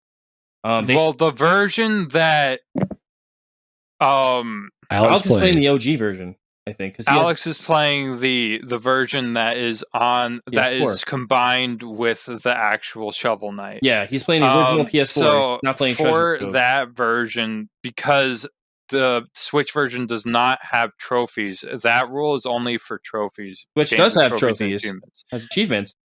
How? Each game has achievements. Go play Shovel Knight. They have achievements. But is it Switch achievements or is it in-game achievements? In-game achievements. Because I'm not counting in-game. In-game. So basically, in-game does not count. If it's not a network type of achievement that goes to something, I will not go by that. At some point in time, you got to draw a line and say, look, I can only do so much investigating. And again, that's why we brought JT in on this to govern this stuff, because like he said, it is worth 2 points. Dude, that's a lot of research. That's a lot of reading. That's a lot of trying to figure it out, because and I get caught up in these things too, where people are like, once they don't like JT's rule and they come to me. Yeah. And I'm like, you guys, I leaned on JT hard for this because it got so frustrating over the years. Yeah. I mean, granted, we've only been doing it for 3 years. But like to solve these little disputes, especially when people are arguing because they don't want other people to get more points than them. No one's arguing. No one in first place is arguing about somebody below them. It's always the people that are like, well, I don't want this person to stay above me. So or it's always people trying to fuck Tricky over. And it's ridiculous. No, it's. That whole argument was tricky. I know. Are you kidding me? No, that and the Spider-Man were the two big Watergate issues. Yeah, there you go. That's right. That's like Backlog Beatdown Gate. But like in terms of like standalone DLC, we'll allow depending on the type, we'll allow 2 to 3 points and the year that it came out. That was crazy. The amount of research I had to put in that, like, it didn't need to be that long. Oh my gosh, the amount of screenshots I got from that conversation, and I'm like, at the end of the day, and Tricky was trying to say that Left Behind was its own trophy list, and it's not. I mean, it's its own game. Yeah, it is, correct. But it's not its own trophy list. It's combined with the other DLC packs. So, but to end my point on all this, that is why I said, you know what? At the end of the day, we're going to let JT make the call, because he's done the work. Even when he wasn't the commissioner, he did the work. He was making sure everything was on the up and up, and I trust JT implicitly. So yeah, I'm happy that I could help the community that I enjoy, because again, I've been here. I always say this, but maybe it sounds like I'm bragging about it, but no, it's true. I've been here since the first day you guys did a podcast. Yep. So I want to see the community thrive, and I enjoy volunteering my services. So we appreciate having you. Definitely appreciate you, Stylin, taking over the Xbox leaderboards and showing these boys how to play real simulation games. And Joe, brother, we love having you too, not entering your points so that I can stay ahead of you on the Backlog Beatdown. Yeah, Joe, come on. All right. Knock him out. Do it. I will. Smack 'em. Do it. I'll allow it. JT, Joe, Stylin, thank you guys for coming on. And you guys pretty much handled the whole conversation. I actually just got to sit here and play cat lateral damage and pop trophies and knock stuff off the shelves while you guys dove deep into the nitty gritty and the nerdy. So I appreciate you guys coming on here and having this conversation. I mean, I was just installing Alan Wake Remastered. Oh, I'm Oh, ready to dude, play I'm that. going to be doing that soon. I have to go back and play that. And what other game? Oh man, what was it? I think that's it. Alan Wake Remastered and The game ready to that play he that. says is trash. Spider-Man. Spider-Man Morales? 2018. All right, No, 2018. 2018. I gotta do the DLC. No, do it. The DLC is really good too. That DLC I is never great. did the DLC. I only got the platinum. It was one of those games where I basically should have waited for like the Game of the Year version, like Horizon Zero Dawn and Spider-Man 2018. I bought them, and the DLC is kind of released in awkward times. So when I went back to play them, I had forgotten the controls. Yep. So I stopped playing altogether. The best part so- about Spider-Man DLC is all the crimes you get to continue to do. Yeah. I mean, it makes it easier to I get actually platinum if you enjoy didn't have them. it before you beat it.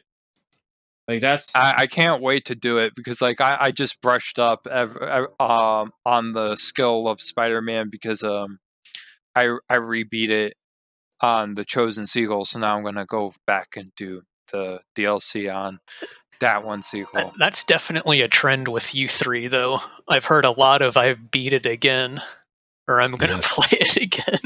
Oh yeah, no. So like do you know how many times I platinumed Batman Telltale in this backlog beatdown?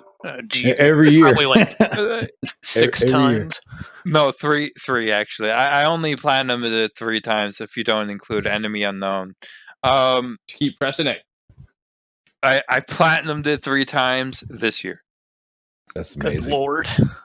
Well, not I didn't I got the Steam achievements, the PlayStation 4 achievements. I didn't think about doing the Steam version of that. Steam achievements are like a dirty word on this show. Because I did the Shame on Xbox version. I've done the PS version. 4, yeah. Yeah, I should probably do the Steam version of that Get game. out your Steam dick. There's also a Xbox Windows version Ooh, for Windows 10, which is but there's achievements the- for it. My PC. yeah, probably Xbox couldn't handle it. achievements.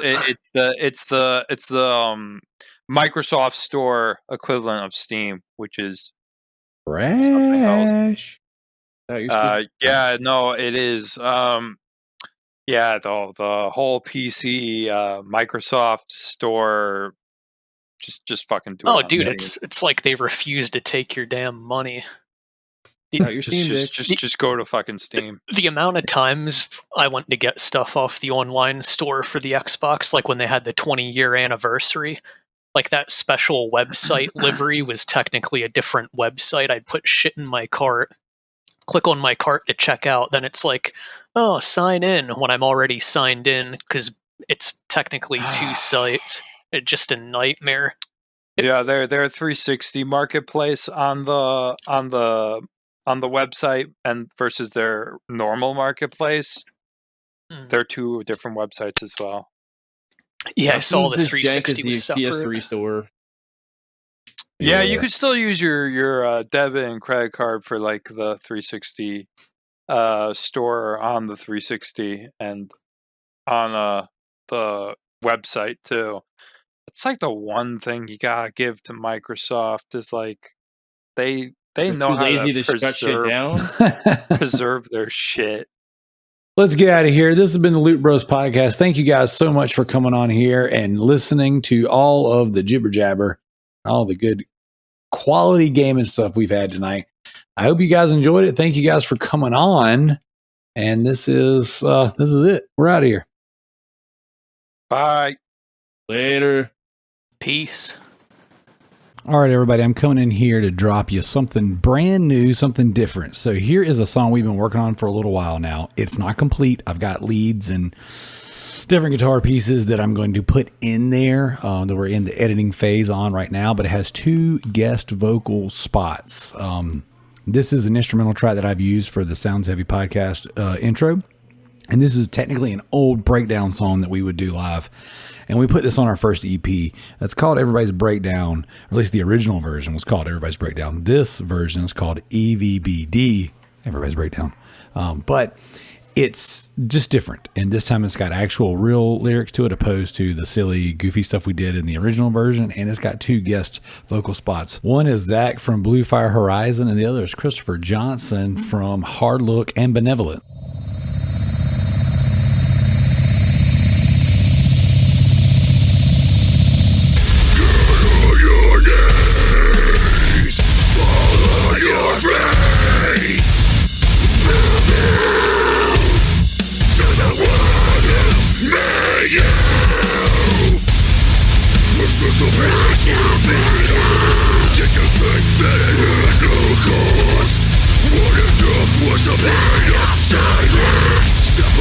From the holy